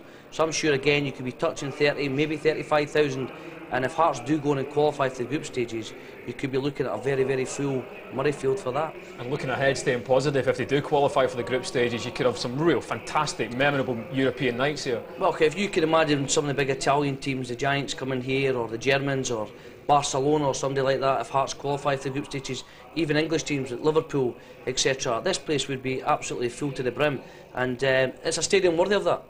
Going back to the game, talking about the first half, it's worth pointing out and stressing that Osasuna finished just 2 points behind Real Madrid last season in La Liga, so they're top quality opposition. Yeah, there's no doubt about that. You know, they've got there, they're in the third round, they're around ahead of Hearts, so that's, you know, we've said already, it's the type of team Hearts may be playing should they go through against the Belarusians or the Bosnians. So it's a good test. You can see they're maybe a couple of weeks behind, but they keep the ball, and they keep the ball well, so good test for Hearts youngsters tonight, and I say the all important thing is Hearts get a feel for next week. We heard Ian say in commentary that both teams allowed to make 8 substitutions. Apparently there are no changes for the start of the half, but you might expect this man to make an appearance at some point. Yeah, I think it would be great for Neil McCann, it'll be great for the game, and it'll be great for the crowd. You saw the reception he got when he went round there to do the warm-up. The Hearts fans love him, and this could be the little spark that the game needs. A man of his ability. Craig said in commentary he's absolutely flying. He's desperate to get out there. He was injured within 3 minutes of his debut and hasn't played since then. He's itching to show the Hearts fans that he's lost none of his ability, none of his pace, and as I say, perhaps, maybe for young Andrew Driver at some stage, we may see Neil McCann tonight. Do you think there'll be a change to the pace of the second half? We mentioned that the first half seemed to lack a little bit towards the end. I think Valdis Ivanauskas will be wanting that. I think he'll be happy with the first half an hour. He was remonstrating a little bit the last 15 minutes of the first half. He'll demand that his players come out and raise the tempo, because as I say, you don't get second chances in Champions League, and he'll need his team to really go for it this half and show that they're in fine fettle for next week. Well, you can see the players coming back out onto the pitch for the second half. The Hearts team at least, and now Osasuna coming on to join them. They've got a short visit to Scotland, Osasuna have, but they'll be looking to take something away from it, surely. Of course, Hearts tonight and Dunfermline tomorrow. I'm sure they'll play a very, very strong side against Dunfermline because it's part of their preparation. But, you know, mentioned we saw there a shot of Christophe Berra. He's come on leaps and bounds, and another good night for him. Alright, let's go back to the commentary team then. Craig Levine and Ian Crocker. Well, no goals so far. Osasuna have made a few changes. Hearts, of course, were forced to make one in the first half when Julian Brellier felt that hamstring a little. And one of the Lithuanian trialists, Marius Zaliukas, came on in his place. 3 more Lithuanian trialists to come at some point, and possibly Neil McCann and the likes of Mikalunas and Tospazil as well. Hearts ready to start the second half, a week away from the Champions League qualifier. Of course, if they do get through that second qualifying round, then they will be guaranteed at least a place in the UEFA Cup if they were to lose in the next qualifying round. But if they go out to the Bosnian or Belarusian champions, that's that as far as Europe is concerned. Celtic found out to their cost last season. What have you made of it so far tonight, Craig? I thought in spells Hearts have been, well, at best okay. They had pressed early in the match and had a couple of reasonable opportunities, but the last 15 minutes of the half, 20 minutes of the half, the pace died away, and I think that's probably why the team remains as it was when the first half finished. I think he probably wants the guys on the pitch to do a little bit more. Yeah, they'll probably wait until around the hour mark before making more changes. Osasuna have made a few. We'll catch up with them as we go along. Nielsen.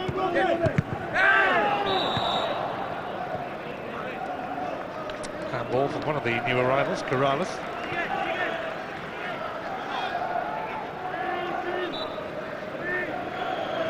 Here's Bruno Aguiar then to take this. Kauskas trying to set up Driver.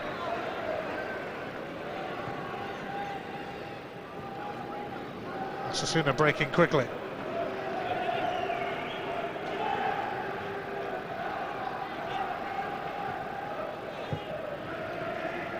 Just skipped away from Font and was duly cleared by Nielsen, not particularly effectively though. Corrales.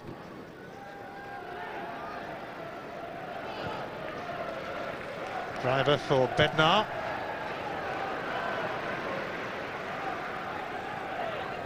It's covered by Krushaga, wearing number 7 for Osasuna, centre-half, who is in his 14th season with the club, has played over 300 games for them. Long-serving defender and a cult hero in Pamplona. Several new faces for the Spanish side. We finished 4th last season. They will enter the 3rd qualifying round of the Champions League.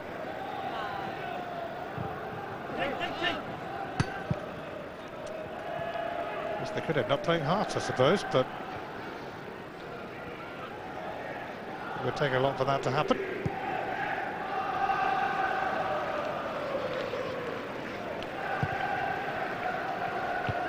Krushaga won that.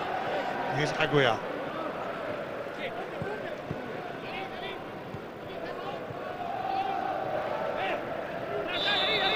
foul by Bednar.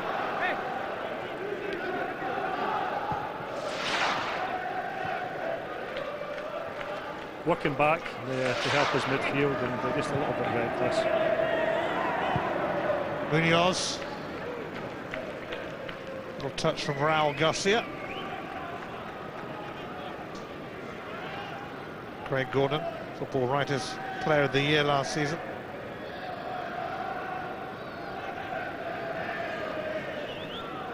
Still only 23 years of age. So much more to come from him, but so much has already come from him. 15 caps and counting for Scotland.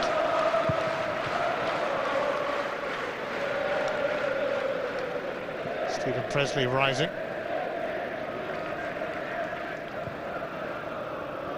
Driver. Isas.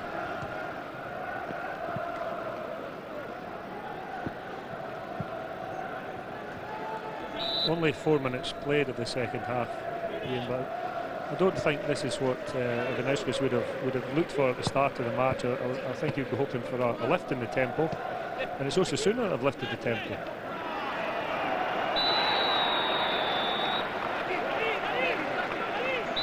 Isas not impressed with having his shirt grabbed by Raul Garcia. Well, he's done that once or twice himself, to be honest. Robbie Nelson.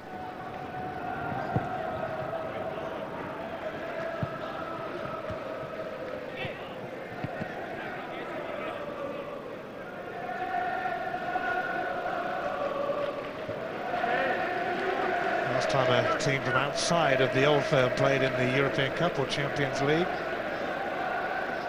it was 20 years ago, Aberdeen.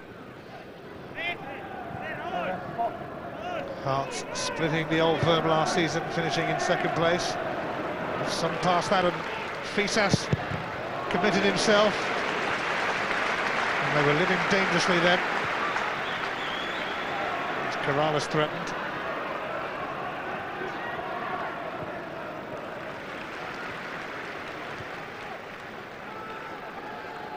Andrew Driver, not afraid to do some defensive duty as well. Has worked back throughout the match.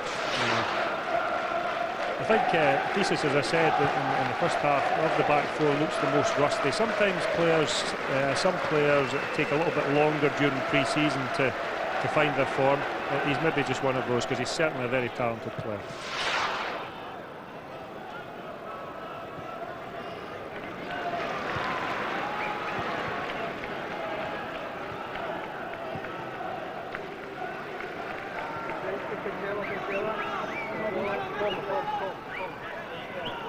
Česnauskas.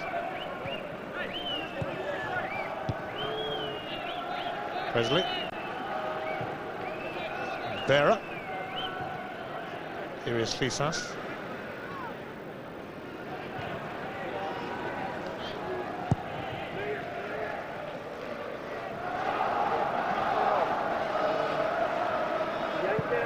Presley up towards Bednar.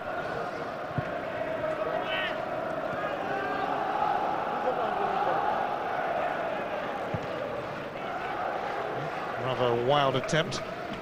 It was, but Craig Gordon's had more to do in the first 6 or 7 minutes of this half than he has in the whole of the first half.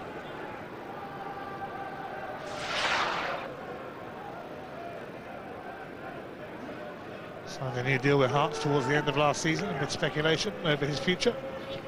Good bit of business for Hearts, and I think at Craig's age it was the right thing for him as well.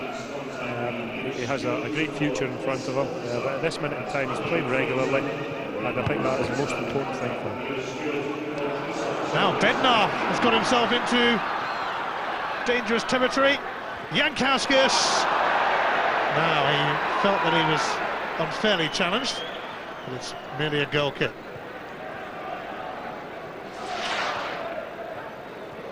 I think he's practiced that facial expression. Yeah, difficult from that angle to tell whether he played it or not. I don't think it was a penalty. He certainly made the most of it.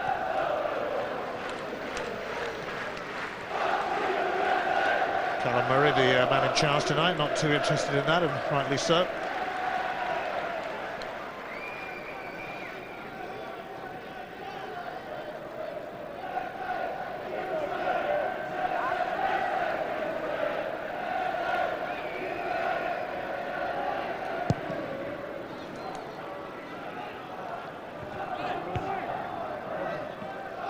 Stephen Presley.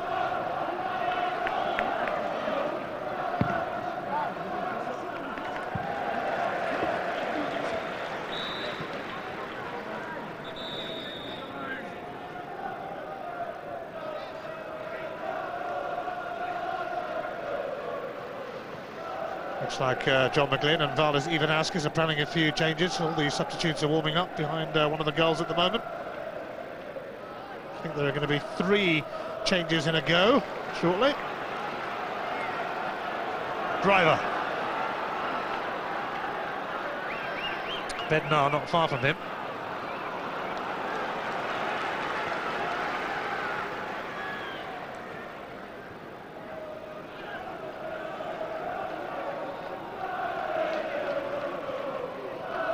Puniol. Corrales.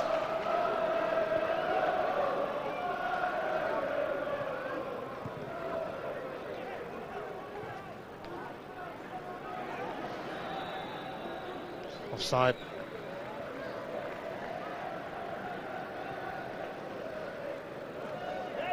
Corral Garcia is the man who had straight.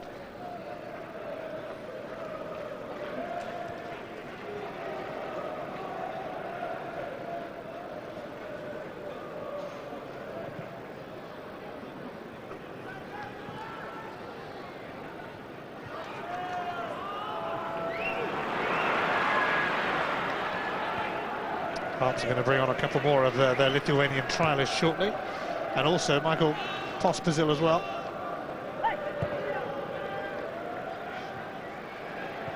Visas, Driver, Bednar. He's got the free kick. I think there's going to be 4 changes from Hearts in a moment, but not before this free kick is taken. Shaga on Bednar. Those substitutes are increasing all the time. That's going to be 5 in one go now. Any advance on 5? That could well be. Aguiar takes, and Fisas near post.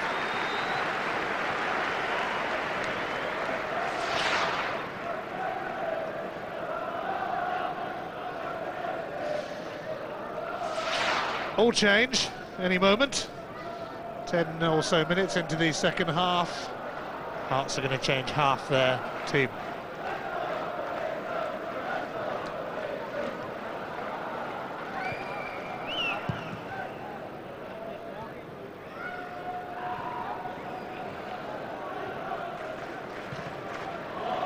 Bednar chasing.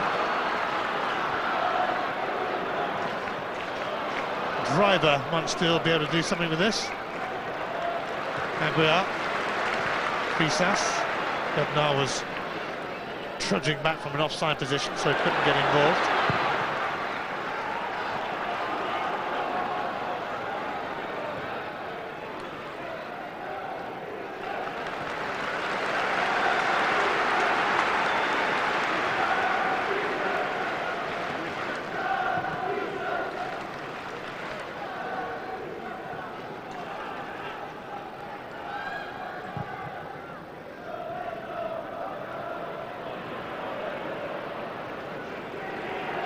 So Hearts trying to probe here with Aguiar.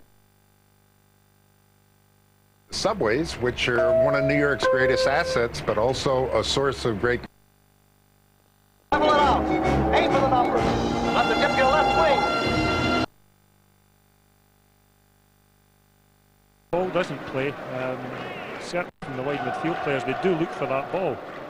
That was a good run there by Aguiar. Looks like Hearts will take off most of their back 4 in a bit, apart from Berra. make mass changes. Chesnowskis and Jankowskis also coming off.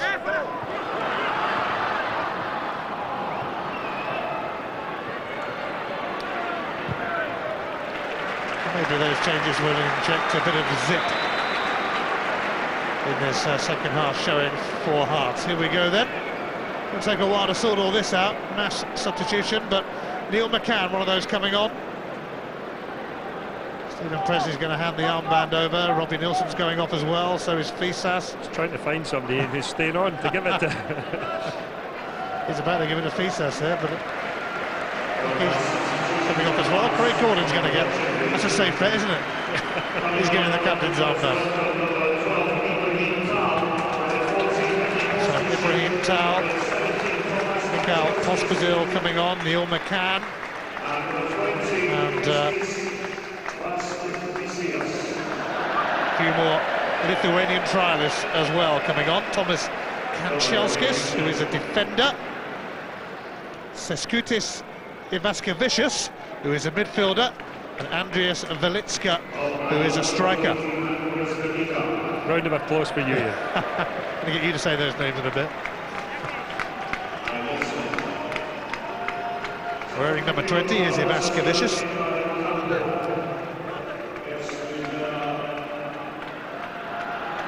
And that is Tomas Kanchelskis.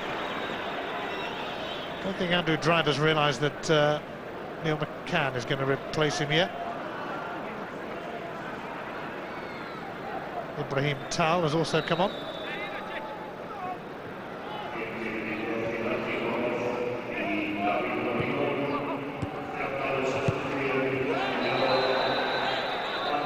Well, the foul on Ivaskevicius gives Hearts a free kick. Not much doubt about the award of that one. They're just a bit late bringing Neil McCann on, Hearts, but he is about to join us now, and Andrew Driver is going to be summoned. I think Andrew could be quite pleased with what he's done so far. He hasn't provided a killer ball, but he's shown a lot of composure on the ball. He's linked up play very well. He's worked back, and I think there's cause for optimism after what we've seen tonight. Terrific reception for McCann. Our supporters are always great with young lads. They always give them every opportunity and loads of applause. A few ricochets there. And it came out to Zaliukas.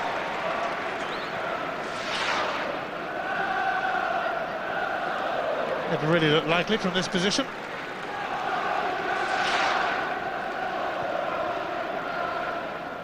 Marius Zaliukas, one of 4 Lithuanian trialists now on the pitch.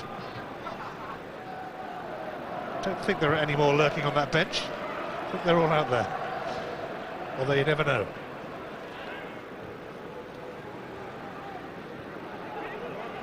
Ibrahim Tal, Senegalese international.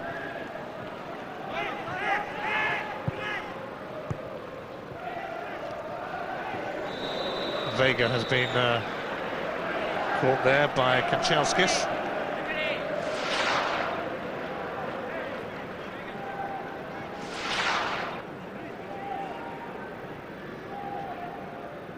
Word of warning from Callum Murray, not quite sure if it was in Lithuanian. Doubt it somehow. All these changes could disrupt Hearts a little bit, certainly the organisation.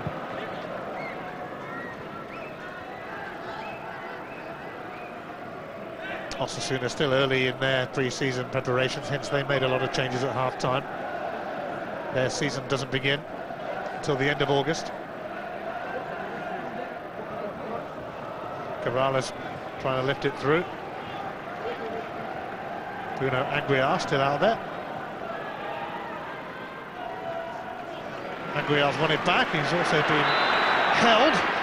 Free kick taken quickly. And here goes Neil McCann, having to roll back the years.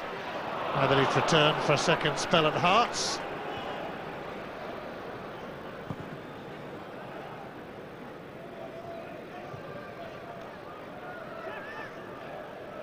McCann won the Scottish Cup with Hearts in 1998. Didn't get to play a part, though, in last season's success after that injury. He'll just be thrilled to be back on the pitch.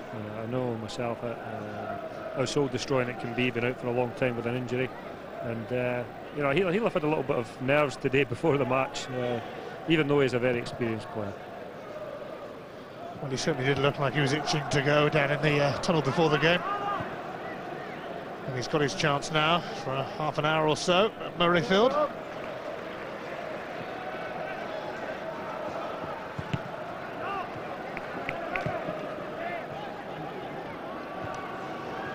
Vasquez Vicious be ready. taking his throw right in front of Valdes Ivanauskas, fellow countryman.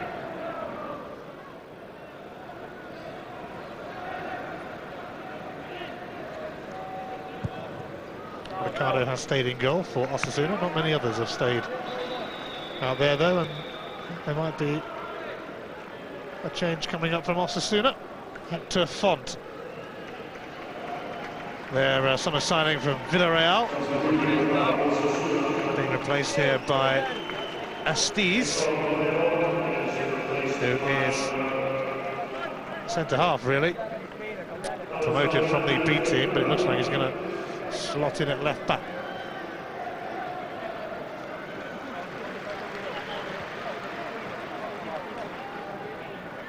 I think Mikalunas could be on for Hearts any moment.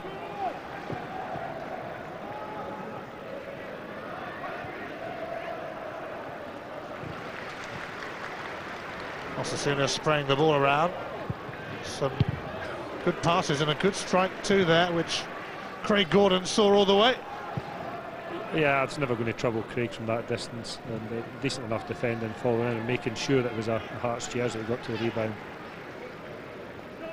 Corrales combining with Astiz, who's just come on down this left-hand side. And a corner.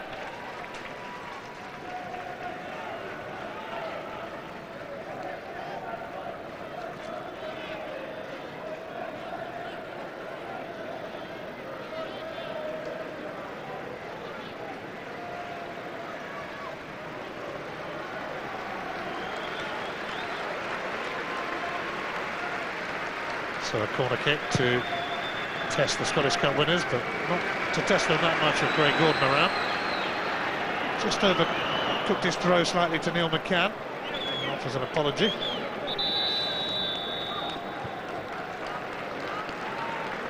Hearts are going to make another change. Sarius Mikalunas is going to take the place of Sometimes I wonder what benefit there is in making so many changes in a match. I mean, for the trialists, they're not getting to play alongside the sort of guys who would normally play in the team, so it's difficult to judge them. And you know, the lads who come off after 55 or 60 minutes, they don't get the benefit of a full 90 minutes. So yeah, I've never been a great fan of wholesale changes in these matches. I wish they were more like you. Here's Tal.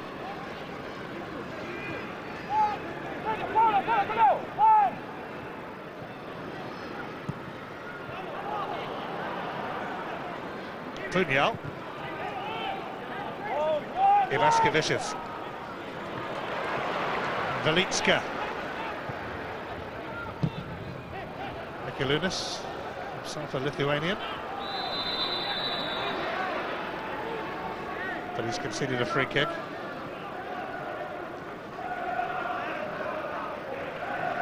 Well, after so many changes, time for an early warm down for Stephen Presley and co. If I knew some of these players better, Ian, I'd probably tell you for certain or not, but it looks like Hearts are getting a 3-4-3 here, and changed the shape of the team a little bit as well. I don't know why. I mean, I take it that's probably to try and have a look at all of the trialists in the proper positions.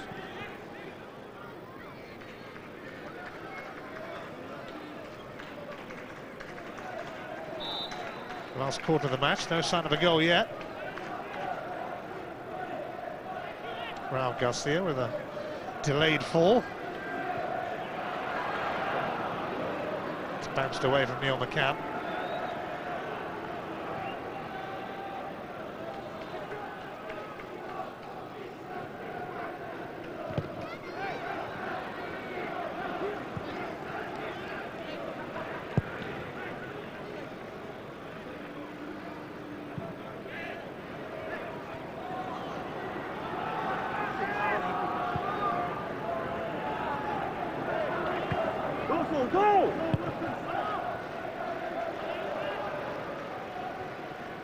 Osasuna from the famous city of Pamplona, hoping to make the Champions League themselves after finishing 4th in La Liga last season.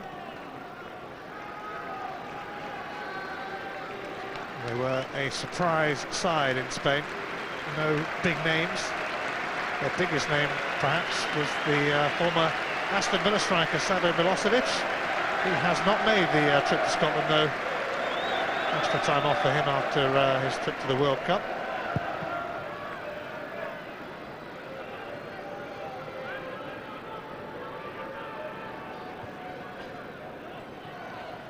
Certainly, Osasuna won't be fancied to make too much of an impression in the Champions League, but then maybe not many fancied Villarreal to do that last season from Spain, another of the smaller clubs from that country, and they fared admirably. It's got too much on it for Pospisil's liking. Pospisil, who partnered Bednar from the start at Preston on Saturday and set up the opening goal for his fellow Czech. All three of the strikers that we've seen for Hearts tonight are very similar. Bednar, Pospisil and Jankowskis. I think sometimes looking at the Hearts team, they could really do with a sort of natural goal scorer, somebody maybe with a little bit of pace as well, to work over the top and maybe into channels. And I think that in the SPL, I think they'll get away with it, and I think they'll do as well this season, if not better than last. But I think for the Champions League, they might need something a little bit different. The flag stays down, and Christoph Berra holds up Osasuna, but here's Raul Garcia. And Berra, adding to his reputation, which is a fast-growing one. Last 20 minutes at Murrayfield.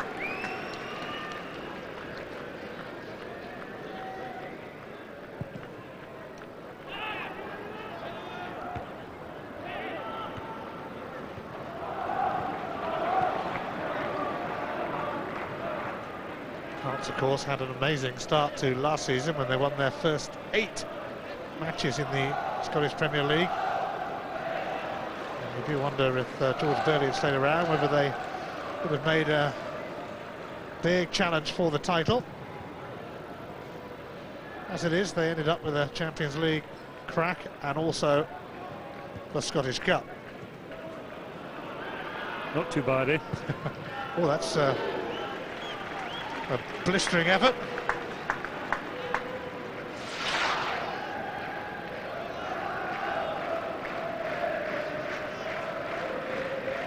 I don't think Craig was seriously troubled. Pretty high and wide. Although I do think that in midfield area, Hearts have lost it a little bit. It was Valdo who had that effort, former Real Madrid youngster.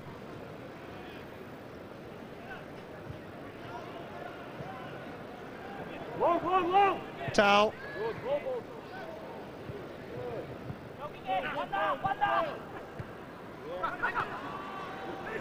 Pospisil trying to challenge his way through.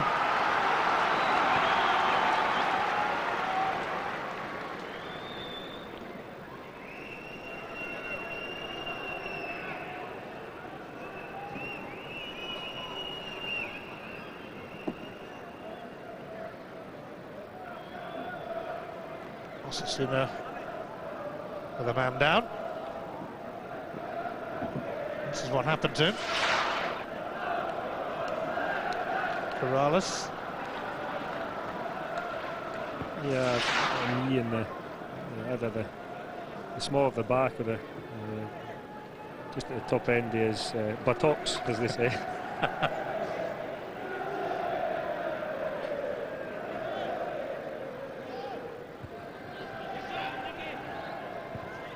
Vasquevicius trying to keep Hearts' interest going. And oh, what an excellent effort from Delitska, one of the Lithuanian trialists, hoping to seal a move to Hearts, and that might not do him any harm. They lead Osasuna by goals to nil at Murrayfield.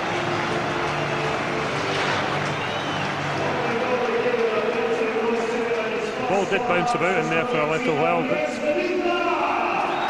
yeah, good composure to bring it down, and very accurate with the lob over the goalkeeper. A lot of people might have just tried to swing a leg at it there and strike it first time, but good composure. And had an eye for where the goal was, looked over the goalkeeper, and 1-0 to Hearts. A tidy finish from Andreas Belitska. Now Garcia is putting pressure on Ibrahim Tal.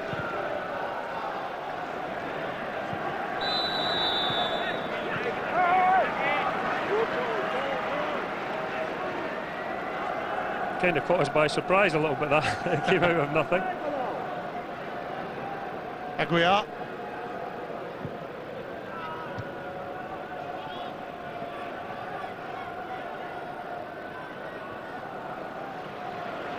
It's one back by Zaliukas, a member of the Lithuanians.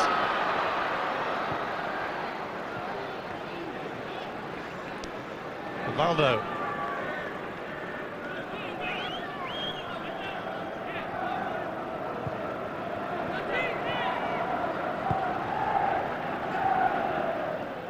Just over a quarter of an hour remaining.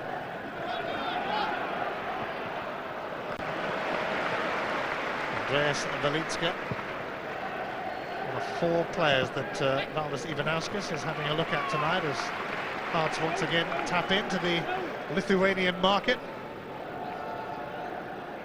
You would think they would know all the Lithuanian players. I'm surprised that these guys in particular need to come in on trial. I would imagine they have a fair idea of everybody who plays in that country.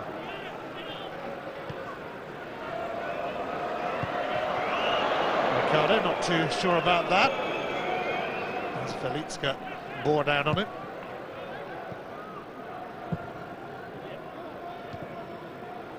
Tal.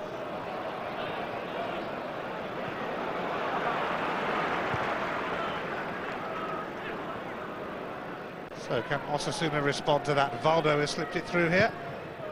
Craig Gordon not bothered.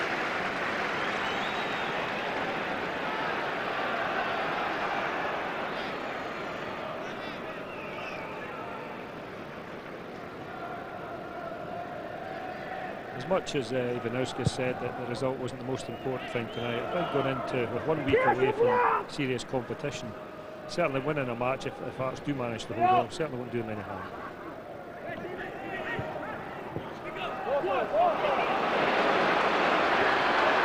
There's Mikalunas.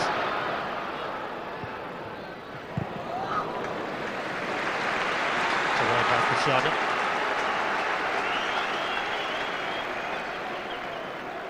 Osasuna weren't particularly free scoring in Spain last season, even though they finished 4th. They were amongst the lowest scorers at the top of the table.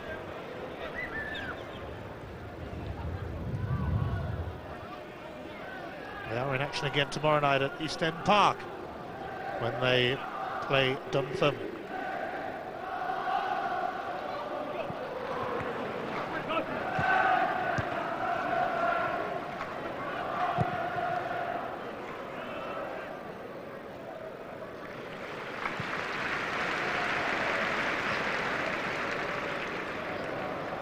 Well, we have another game for you tomorrow evening on Standard Sports 1 from 7 o'clock. We're at Rugby Park, where Kilmarnock continue their build up to the big kick-off with a match against West Brom, relegated from the Premiership last season, but still got a pretty strong squad who should do well in the Championship the forthcoming year. Squad that includes the former Celtic striker John Hartson, who bagged a few goals against Kilmarnock in his time, and against everyone else, come to that.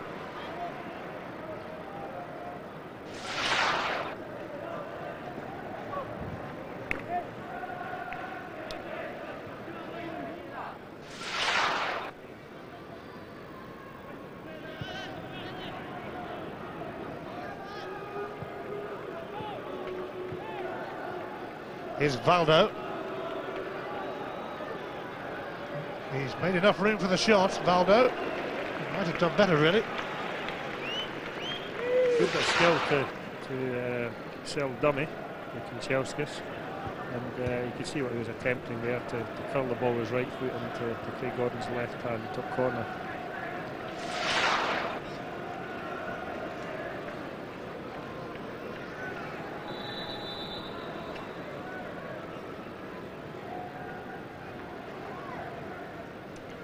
Well, Lee Johnson is the only outfield player who hasn't been used yet by Hearts, but I think that's about to change.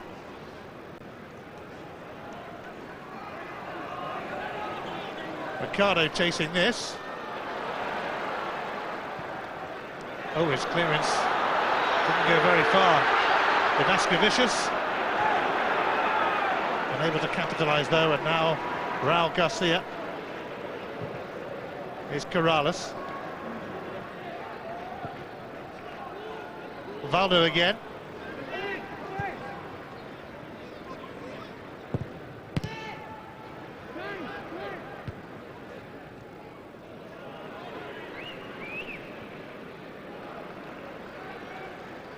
Mikalunas lost out to Punya. Here is Valdo, who's starting to see a fair bit of the ball. And Raul Garcia. Ibrahim Tal closing down the angle.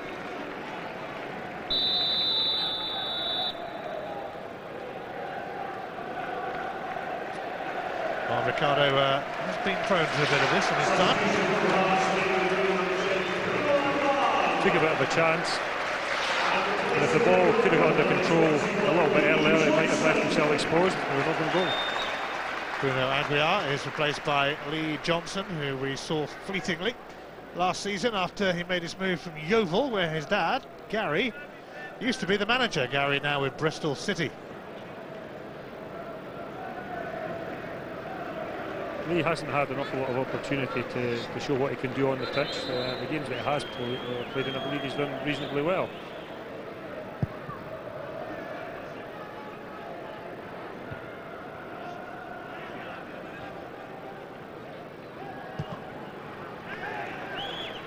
Offside.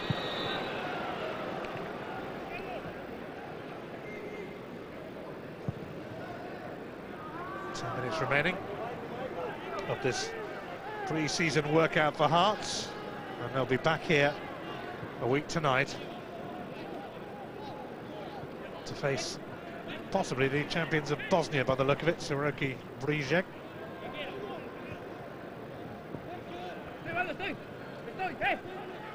Valdo.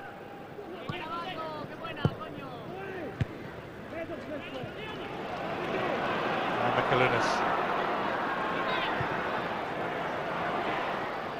Towards Pospisil, but Kushaga is giving away a free kick actually. Kushaga on the feet.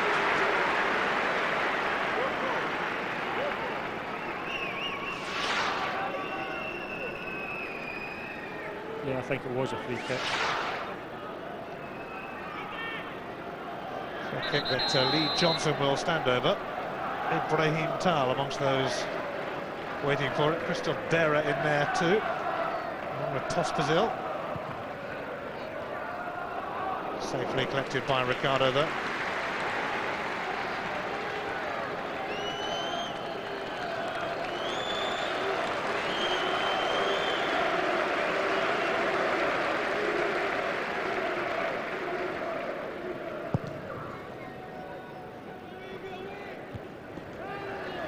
Ibrahim Tal challenging Raul Garcia, and it's headed back to Craig Gordon. By Zaliokas. Tal signed from the French club Sochaux. Got a bit of a bump there, but he's okay.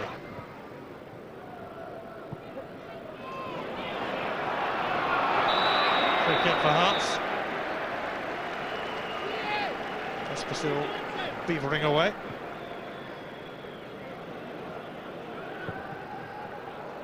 Ricardo will take that, no problem. He could put Corrales on his way. Punya. He's lost it.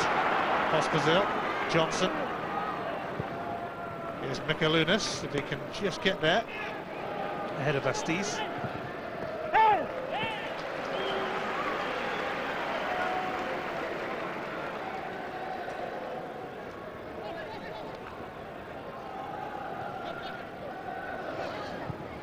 Johnson. Corner kick. It was sliced somewhat by Miguel Fanio, who is the twin brother of Javier, who figured in the first half.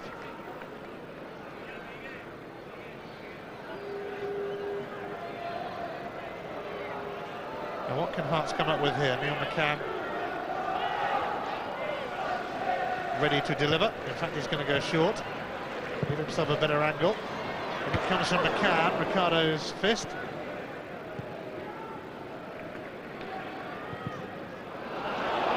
Zaliukas has lost it. Now he's given away a free kick for a foul on Oral Garcia.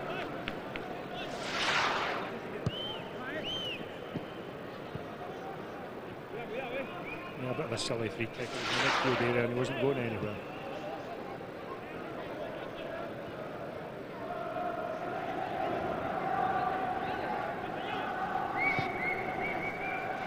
Puniol. He's giving it away.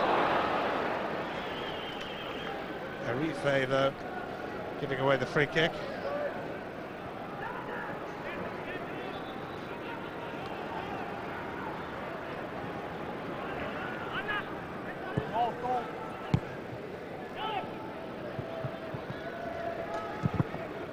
Ivaskevicius. Throw for Hearts.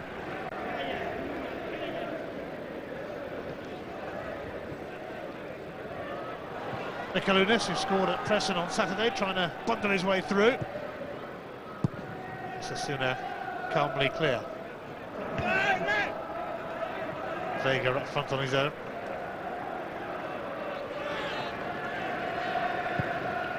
Inside the last 5 minutes of Murrayfield, Hearts leading with a goal from one of their 4 Lithuanian trialists, Andreas Velitska.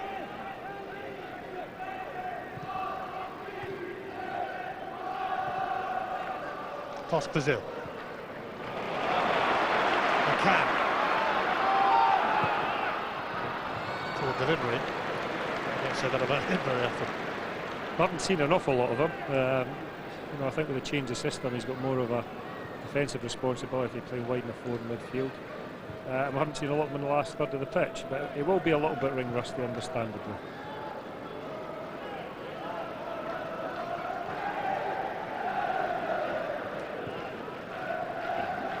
Raul Garcia.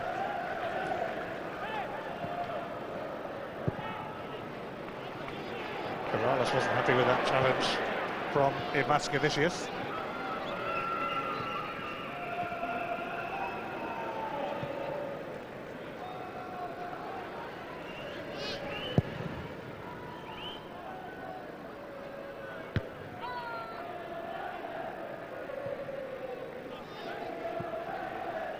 Pospisil. Free kick.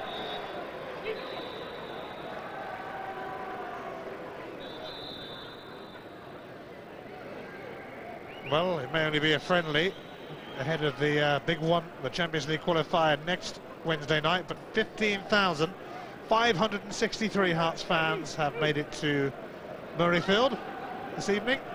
Fantastic turnout, really. For a pre-season match, I think that's pretty good. A lot of people will be interested to see, what it's like for next week's match, but I can assure you the atmosphere will be totally different. Oh yes, they'll be well up for this next week. In a pretty laid-back match, really, against Osasuna, who are quite early in their pre-season plans. And you have to remember, of course, that the supporters it's their pre-season as well. They haven't warmed up yet. They're just getting their voices going, and it will be different next week. Raul Garcia for Valdo. Here's Vega, not for long though. It's away by Ibrahim Tal.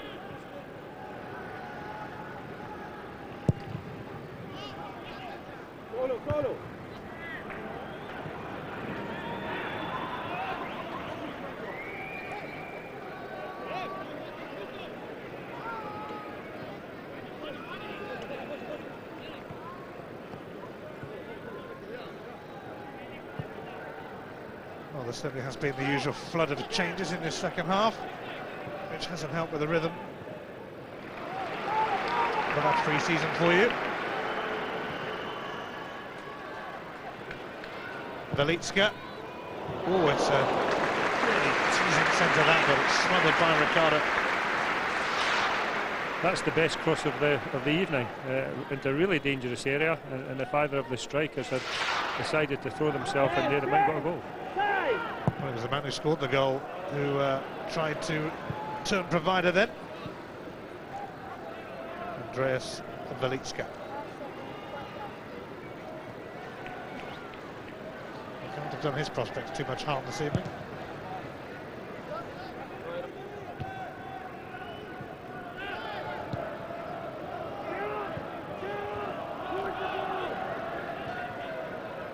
Miguel Fanyo leaves it for Kashaga. Astiz. Arife.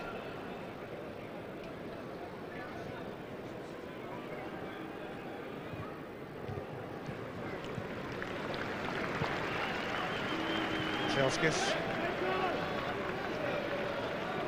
Giving Osasuna a sniff of goal in the last minute of the 90. It's Pugnol then who will take it. Defending for Hearts to do here, and they've done it. They should get a free kick there. Mikalunas held back. Yeah, fairly obvious free kick. I think Mikalunas was away if he hadn't been tugged. I mean, Hearts will just run down the clock, I would imagine, now and take the victory. And they'll be, almost as soon as this game's finished, they'll be thinking very much to next week. Mikalunas was bundled over, right on the edge of the area. It's a free kick.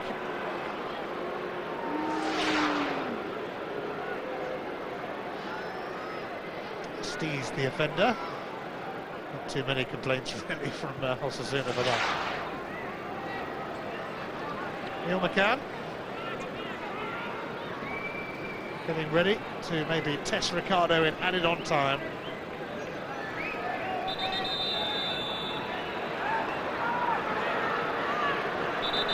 The Spaniards have always been great at that, haven't they? Wasting time with free kicks so people can't take a quick one, protect their goalkeeper. You almost have to put a rope around them and drag them away from the ball. Even in friendlies they do.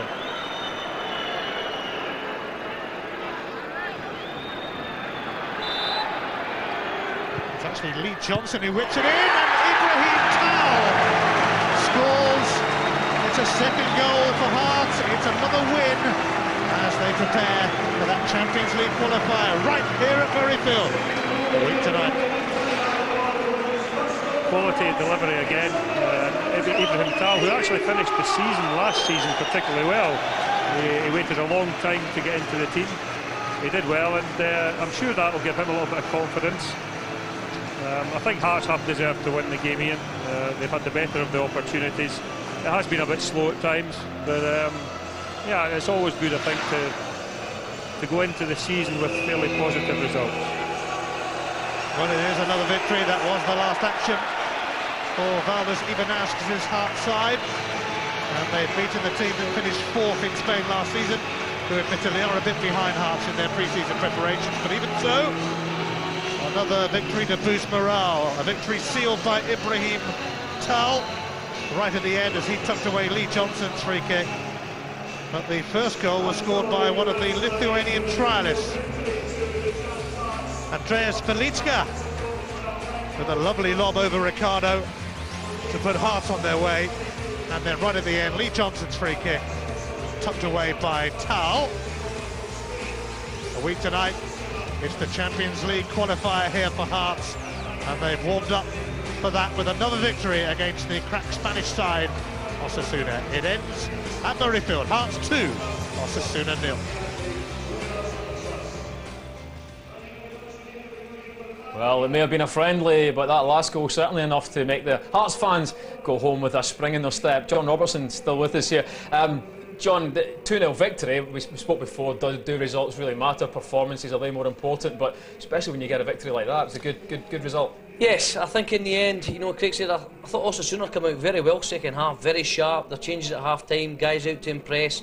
Had 2 or 3 good chances, a couple of good saves for Craig Gordon, and then Hearts got that all important goal. And we were actually wondering where it was going to come from at the time, but what a way to get it. And in the end, you know, they pushed and kept, and eventually got the second goal and deserved the victory overall. Yeah, you did wonder at the beginning of the second half when they made those catalogue of substitutions just what kind of effect that would have on the team. It's difficult, you know, we've seen it before in international friendlies. I'm not a great fan of it. I would rather, if you're going to make, you know, a possibility of making 9 changes, which Hearts done in the end, they sneaked Lee Johnson on there without anybody knowing, but I would rather you made 5 changes at half time so it doesn't disrupt the flow. You know, maybe put your normal 3 substitutes on as you would normally in a game. But that's what it's all about, finding out about it. We've saw 4 Lithuanian trialists come on tonight. One of them scored an absolute cracker of a goal. Will they figure next week? I wouldn't think so. When trialists come to a club, how much familiarity do they get with the players? I mean, will they just have arrived in the last couple of days? Well, it's difficult. I remember this time last year we had 3 or 4 Counties lads who had actually played against Liverpool in the Champions League qualifier, coming over within two days of playing that match and playing in a game at Tynecastle. So it's difficult for them. With Hearts preparing for such an important game, you wonder how many will really feature next week. The big things for Hearts, like Craig Gordon plays 90 minutes, Robbie Nielsen's not injured, Stephen Presley's not injured. It's a big ask now. Who plays alongside Presley? I thought Christophe Berra was excellent tonight. Ibrahim Tal comes on and scores a goal. He was Presley's defensive partner in the cup final. Fisas will be there at left back. So, you know, the front 2 have picked themselves. I'm sure if Brelly is fit, he'll play alongside Aguilar. And besides those 2 goals, the biggest cheer of the night was when Neil McCann came on. Yeah, fantastic for Neil. I mean, Craig's right, he's ring rusty, there's no doubt about it. He's been out for so long, you know, a horrendous injury back within 3 or 4 minutes of his debut for Hearts. But what a lift it gave the crowd and gave the game at that time. That's what we're needing, a wee buzz. And within 5 or 10 minutes, Hearts got their goal. So it's a good 20 minutes for Neil McCann, and I'm sure he'll be looking. I mean, we play them tomorrow night in a friendly at Almonvale. I would hope the likes of Neil McCann may get another run out and be ready perhaps for next week to take more part. What did you make of the atmosphere in the stadium tonight? Do you think we can take anything from that? Obviously they'll be hoping for maybe an even bigger crowd next week. Once again, I think you've heard Craig saying commentary there. He was in charge when Hearts played here a couple of games in the UEFA Cup. I was fortunate to be in charge of 2 games here in the group stages as well. It'll be a totally different atmosphere. There'll be more of a buzz. The fans will be up for it, and they'll be singing, they'll be dancing, because it's a real chance to progress in the Champions League. And I suppose when you mentioned that Osasuna came out brightly in the start of the second half, but you could say that then sprung Hearts on to a higher level as well, which is obviously a good sign. Well, they had to, because I thought, you know, we said 52% possession first half, Osasuna, without really doing anything. Craig Gordon had a very comfortable first half. First 50 minutes of the second half, they were, I thought, at that time the better side. They had a couple of efforts that just went wide, just over. Craig was forced into 2 smart saves, and at that time you really thought the Spaniards were going to go in and win it. But all credit Hearts, I say they made the substitutions. Huge lift for Neil McCann coming on, and as I say, it was an absolute wonder goal that put them ahead. Those are all the positive points, obviously, from a 2-0 victory. Did you see anything there to worry the Hearts head coach? I think possibly the sluggish first 50 minutes of the second half, whether it's because it's pre-season and they're getting going again, perhaps that. Negative, Brelly coming off injured, perhaps, was not, you know, foreseen before the start of the game. And to me, I'd like to have seen Jankowskis and Bednar a wee bit sharper up front. I thought they did okay.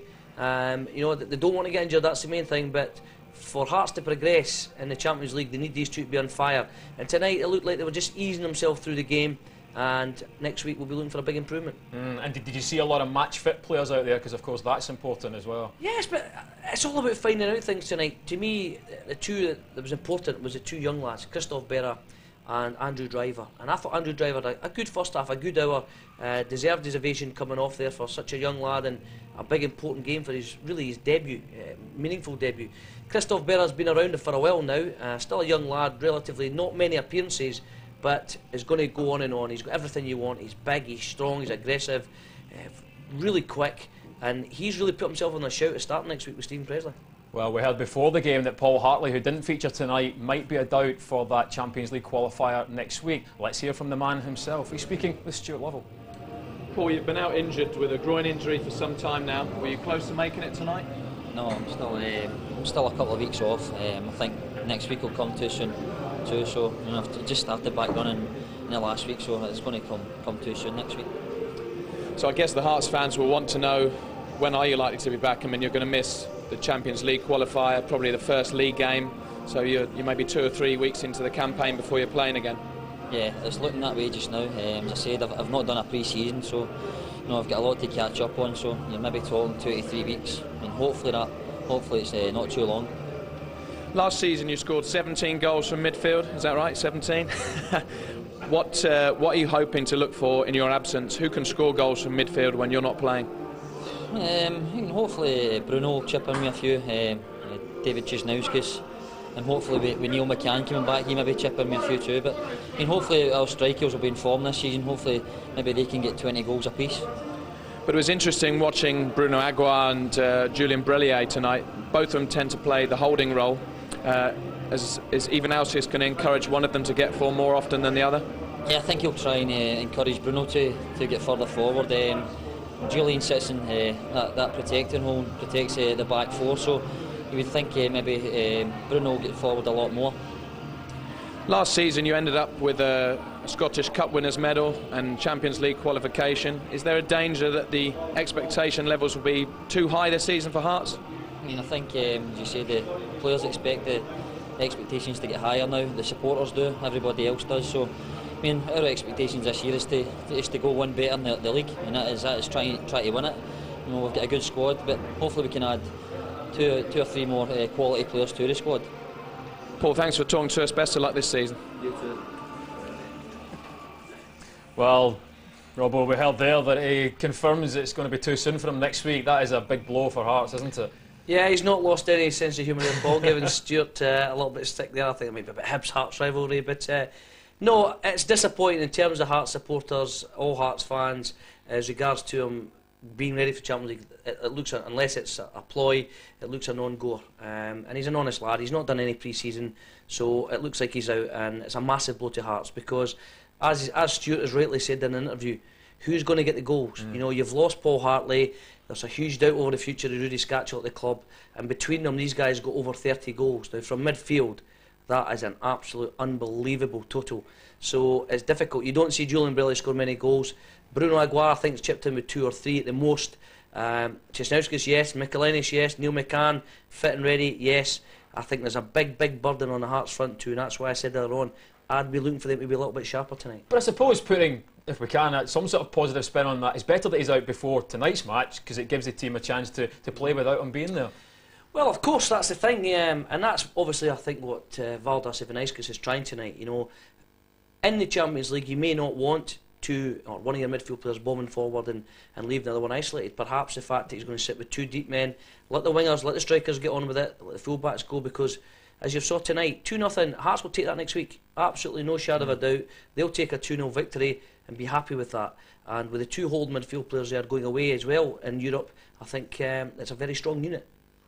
The start of the game, Hearts started very well. They had a lot of strong chances. Jankauskas had a very good chance early on, didn't he? Well, this is what I'm talking about earlier on, when you're looking for your mainline strikers to get goals and look sharp. The ball's played in here, Bednar miscontrols it, falls to Jankauskas now. A sharp Jankauskas scores there. There's absolutely no doubt about it. And this probably sums it up. You'd expect Bednar to control that. He misses it. It runs to Jankauskas. You'd expect him to score it. He misses it. And it's something that I would have thought that, Valdas, so happy with the result tonight, he'd be looking for these 2 in particular to get amongst the goals. And that, at this level of European play, is a real good chance. Yeah, they carried on that form as well throughout the first half. Cisnauskas had a shot saved by Ricardo, a good save and a good shot. I think the bright spark of tonight, after an hour, David Cisnauskas, since he's been at the club, has shown real ability. He's faded in and out of games before, but tonight he was lively, he was getting crosses, and you can't get any unlucky this. That's a wonderful strike, but I have to compliment Ricardo there. What a save. I mean, that's world class, because David's done everything right there. And as I said earlier on, I thought in the first half he was the likeliest Hearts player going forward. Well, we'll continue with the analysis in a couple of minutes, but we can confirm this evening that Hearts will be playing the Bosnian side Soroki Brijeg. They won 1-0 tonight, which means they win 2-0 on aggregate. So the Bosnian side are the ones that Hearts will be taking on in that Champions League qualifier. John, what do you make of that? Well, I think that's the expected one. I think they were expected to knock out the Belarusian team. And as Craig said earlier on, there's maybe half a dozen players in the Hearts squad who have been to Bosnia. It's a very, very tough trip for them. due to the troubles they've had in the past. I don't think it's as advanced as most of the countries in this league, but that'll be a tough game. You know, Hearts went over there, I think it was 2 years ago, and drew 0-0. Fantastic result. 1-2-0 back in Scotland. So I'm sure Valdas will have them well watched. There'll be people over there tonight. There'll have been people at the first leg. They'll take in a league game if there's been one in between. Hearts will be well briefed on this side. And I suppose maybe slightly different to last season. Hearts were not expected to finish second, it's probably fair to say. They will be expected to win that match though, won't they? Expectation level, Stuart's right. The bar's been raised. You know, to get 15,500 fans here for a pre-season game shows what the Hearts fans are expecting. We've already heard Vladimir Romanov challenge his manager to win the SPL title and to qualify for the Champions League, so he's raised the bar. Now the players have to do it, and that's what I'm saying tonight. I thought the forwards could have been a little bit sharper. I thought the midfield too looked very solid. The defence as usual, very solid. Craig Gordon excellent in goals, and a bit of flair coming from the wide men. So, you know, they'll be looking forward to it, but it's a big and a very tough season for them. One of those wide men that showed a bit of flair, especially in the first half where he played the full 45 minutes, was young Andrew Driver. Yes, we said to him it was his first real test. You know, he's played at Preston, he's played in 1 or 2 of the pre-season games, and Andrew done himself justice tonight. That's a wonderful effort. You know, he's actually off the ground here when he gets there. The ball's coming in, it takes a deflection, but he's reacted. And look there, he's off his feet, gets it on target, and again, a more comfortable save for Ricardo. But an excellent effort from the youngster. And he was lively tonight. You know, Valdas was out a couple of times with 1 or 2 of his crosses, but that will come. It's a big stage for the lad. And he had another chance just after this. It shows the confidence of the boy, doesn't it? Yes, of course. As you say, this one was played in, and this was probably a slightly better chance. A good touch here. It's a good first touch, and maybe showing a little bit of experience, a bit of excitement there that he snatched it there. But you've got to remember, this kid has come from playing youth team football, reserve team football, starring in Hearts, as I say, the semi-final, particularly at Livingston, and then the cup final against Celtic. To be thrown onto a European stage like this, I thought he'd done particularly well. We'll have a look at the highlights from the second half in a few moments, but first of all, let's hear from the Hearts head coach, Valdas Ivanauskas. He's with Stuart. Valdas, a clean sheet and a 2-0 win, but were you happy with the performance tonight? Yeah. So we got to go the first half, a lot of chances. So, and I was happy with performance. You know, Osasuna is a good team. You know, it's young ambition team. So, but for us it was very important before first Champions League game. So I'm happy. We believe that you'll be playing the Bosnian champions Siroki Brijeg. Do you know much about them? Yes, our scouts was in Belarus. Our scouts now away in Bosnia. We know we have information about Bosnia. Okay, now just looking for the Bosnia game. You seem to be a little bit ahead of Osasuna in fitness and sharpness. Was it the test you wanted for tonight? Yeah. So Osasuna also Champions League team. So, but with our fitness, I am happier. Many Hearts fans are very interested to know about Andy Webster and Rudy Skacel. Do you have anything to say about those players? I don't know the situation about Andy, about Rudy. I know both players looking for the other club. So since Andy and Rudy is, I think, find new clubs, but we are ready for the season on Andy, on Rudy. But in Andy Webster's absence, you found Christoph Berra, who seems to be playing very well for a young player. You must be impressed with his form. Christopher did well last season also, and every pre-season game he played very well. Okay, and we have option with Christopher. We have option also with Ibrahim Tal, so it's good.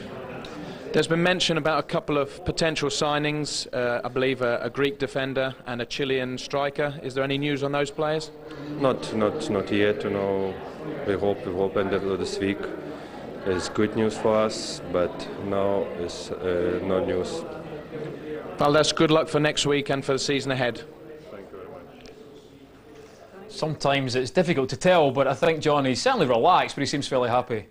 He will be. I mean, he's got what he wanted first half. Hearts come out the blocks well. The first half an hour, controlled the game. as we've just seen there, lots of chances, good saves from the keeper, promising performances from the youngsters. And I say the last 50 minutes kind of went into the pre-season mode.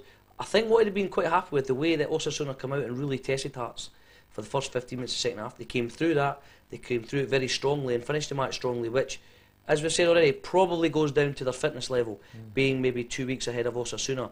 But and they gave Craig Gordon a few scares, didn't they? He was up to it though. He made some good saves. It was, as I say, you see them now that they were very slick when they came out second half, and you know, this is a real chance. They thought he was going to pull the trigger there. He's done great. That's a good save. That's Craig Gordon at his best. You know, he's a big lad. He stands tall, big frame there. It's a wonderful piece of skill, but that's a marvellous save, and that's what Craig Gordon's all about. You could tell that they came out of the blocks a lot quicker than Hearts, didn't they, in the second half? Well, they did, and you know, it'd been interesting to see how Hearts would have reacted if that had gone in. But that's why Craig Gordon's there. He saved it. Next week, you know, he may be having to be relied on to produce a save like that again, and that shows you he's sharp. He's missed a couple of games with a groin injury. He showed he's ready for it tonight, and overall, Valdas will be pleased. He's every right to be pleased because Hearts look in decent shape. The Osasuna pressure lasted for not that long. Jankowskis up the other end had a chance for a shot and a possible penalty claim. Well, this is a strange one here because Bednar gets in first, and you know, the ball gets laid back here, and Jankowskis looks to go and have a hit. The player comes in from behind. It's a difficult one. It would have been a very, very soft penalty. I've seen them given in Europe because you see the player coming in here, but I think this is probably the best angle. Is there contact? Yep, there's a little bit of contact there, but I don't think the player's deliberately done it. I think Jankowski's just caught his foot as he went back. A little scared for Hearts because, believe it or not, injuries can be picked up very easily like that.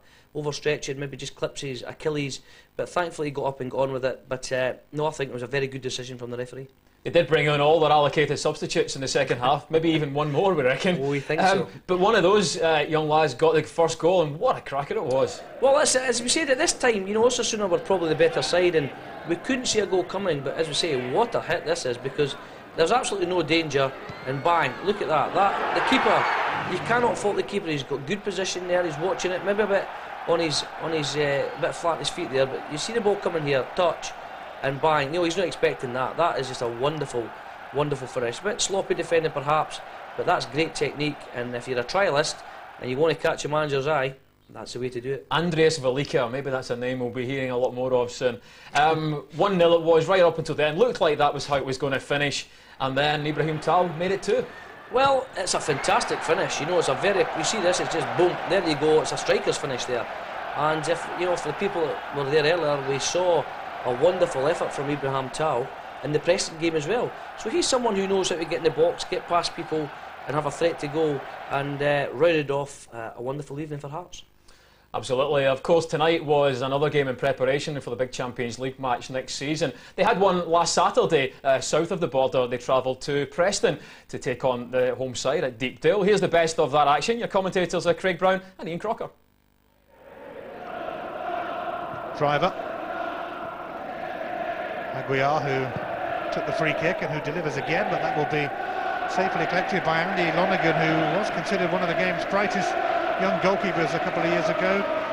Very bad luck with a double cruciate ligament injury, Craig. Yes, he was an outstanding goalkeeper, and is still an outstanding goalkeeper. He was named in the under 21 squad at a very young age 19, playing for Preston North End, which says a lot for him. He might be tested here because Chilvers has been caught out by Bednar, who's gone for it himself, and Driver following up, but it's wide.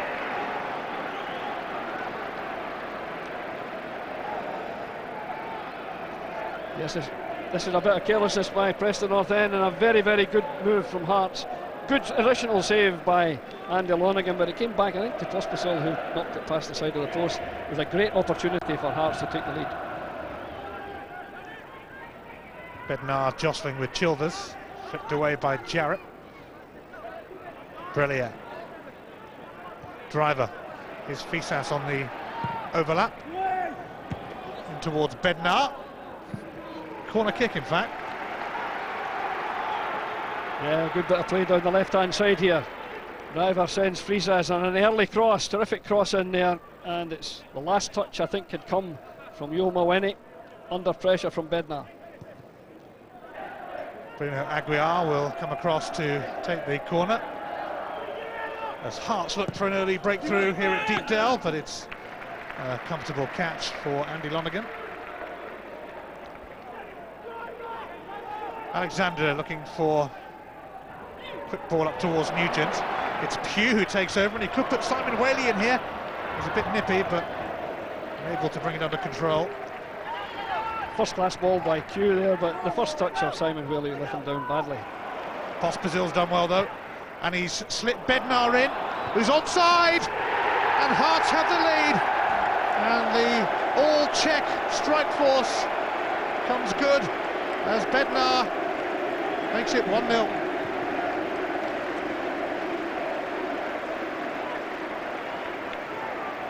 First class bit of play here from Hearts, excellent play wide on there, and a through ball from Pospisil right into the path of Bednar, who took it first time.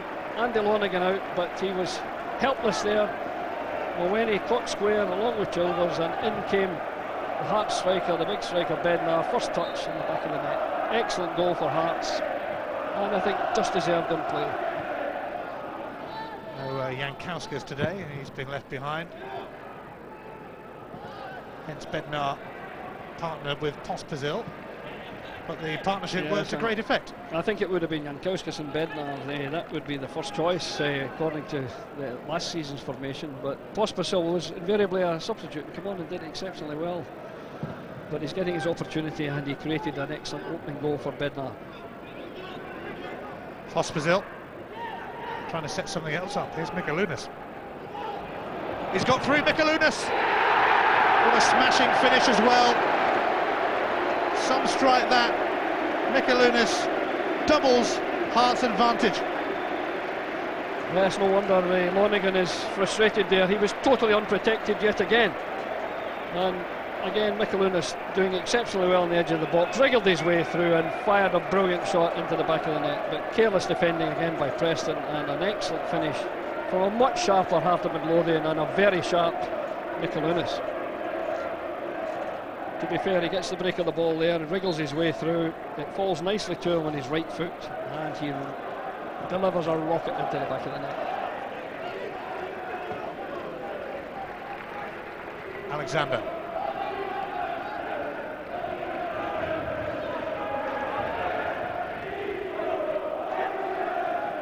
Whaley. Here's Jason Jarrett. Alexander, who has been known to hit them.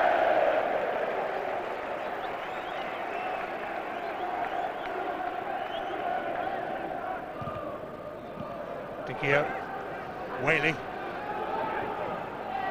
And it's come kindly to Whaley, but what a terrific tackle. He's still going to find a way to goal though.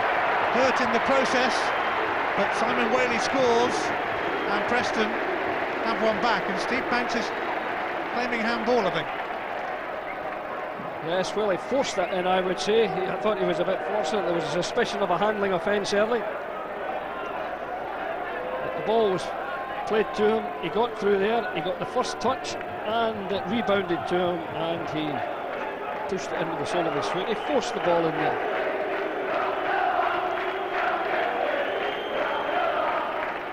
Action there from the Hearts-Preston game last Saturday. Pre-season friendlies, John, are important for fitness levels for players, but when you get results like that, and the one here tonight, how important is confidence? That's it. That's what you're looking for. You know, get your team shape. You know, some managers are looking to get a proper shape. If you've got new players coming in, Hearts are very much 4-4-2. They know the way they like to play it. They fit players into that system. Good result at Preston. You know, they got to the Championship playoffs last year, and again tonight they've stepped up a class in Osasuna.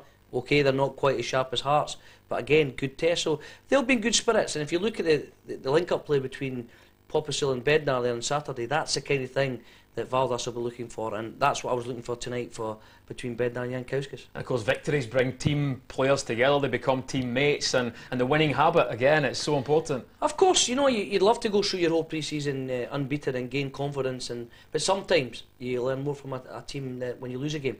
In defeat, you know where your problems are, you know what you have to fix. But if you look at Hearts, they're solid. Craig Gordon's in goal. You've got Robbie Nielsen, Stephen Presley, Christoph Berra, Fisas. That was a their back four for most of last season. You know, you've got the two wide men, Cisnauskas and Michaelinas available, so, and the front two are the same, so I'm pretty confident Hearts will be in decent shape. Let's hear from a man now who made his comeback tonight, got a massive cheer when he came on. Neil McCann is with Stuart Lovell. Neil, you've been out injured for a considerable amount of time. Was it good to be back tonight? It was magic, to be honest, for a hell of a long time. Been very frustrating, but to be honest, it's, I was told it was possibly going to be 12 weeks, and then the surgeon thought maybe another couple. And I surprised myself at how quick I felt ready. It was just a matter of the physio and the medical team just putting the reins on us, but really great to get a wee turn tonight. Was there any ring rustiness tonight? I think that was evident, aye. To be honest, I've only trained with the team since Monday. There was my first training session actually in with the boys. So of course there's going to be a wee bit of rust there, but I'm sure that'll polish up in the next couple of games. You got a fantastic reception when you came on from the Hearts fans. That must have touched your heart. It definitely did. It's been a hell of a long time. I'm still looking for that sweet moment when I run it in Tynecastle, but tonight was very special. I just says to wee Jono there, I get goosebumps running on because I've missed that and I've been looking forward to it for so long, and it was just nice to just get on the pitch tonight. How many games do you think you'll need to really get up to speed? Well, I think when you've been out that length of time, then obviously it'll take a few games to get into my stride again. But my fitness is pretty good. I was a wee bit surprised to play left wing back in my first game. It's nothing like in the Lions Den, but I think it'll take a few games. But that's something I'm looking forward to. I've been out a long time, and any games that comes along, I'll be keen at everything. Well, Neil, it was nice to see you back tonight, and good luck for the season ahead. Thanks very much. Cheers. Neil McCann there with Stuart Lovell. Got a fantastic reception when he came on. John, how important is it to Hearts to have a fully fit Neil McCann back? Well, it's massive. You know, he's an international player. He's been playing down the Premiership. He's been playing in the Championship. He's back up here. He's loved by the Hearts fans. You see that reception when he got on. And as I say, we have them at Armaville tomorrow night. It'd be fantastic to see Neil McCann maybe get an hour or so. And as you say there, get any game that comes along. He wants to play it at the moment. So tomorrow night, perhaps an hour will do him the world of good. And even when you have him around, even though maybe not playing, but when there's lots of youngsters coming in, foreigners coming over, someone like him is very important. Oh, he'll be a huge influence for the likes of Andrew Driver. You know, Andrew will be watching Michaelinas, Cisnauskas playing, but obviously there's a small language barrier there. For him to be understudy to a full Scottish internationalist, someone who, like Neil McCann, who's a very, very good pro as well, he'll teach a young lad, he'll tell the young lad, help him along, tell him what to do, but allow Andrew to develop his own game. So for Hearts, it's like having a coach, really. One of the other Scottish internationals playing for Hearts tonight was Stephen Presley. Here's what he had to say. He's talking now to Stuart Lovell. Stephen, Hearts had the best defensive record in the SPL last season. You must have been very pleased with the defensive performance of the team tonight. Yes, in all aspects, you know, defending from the front area. Both Edgar and Roman worked extremely hard to close their defenders down. Worked extremely hard in the middle of the park, and you know, that in itself made it a lot easier for the defenders, and it was very pleasing, the performance. I thought young Christoph came in and acquitted himself extremely well, and we're very pleased with the overall performance. Yes, it was noticeable actually how comfortable you seem to be playing alongside Christoph Berra. How do you rate him as a player? Well, he's a young lad, and he still has a lot to learn, but I've gone on record recently as saying I believe he's got a very big future in front of him, and for anyone that witnessed his performance tonight, I think that was very evident. You seem to be quite a way ahead of Osasuna in terms of fitness and sharpness tonight. Was it a hard enough test for you ahead of next week's Champions League qualifier?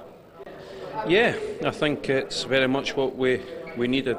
You know, it shows a different style of football, a continental style of football. They're very patient in their build-up, and concentration is the key.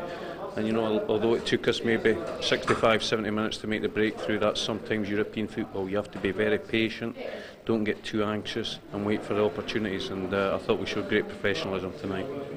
And apart from the obvious next week's Champions League qualifier, what are your hopes for this season for Hearts?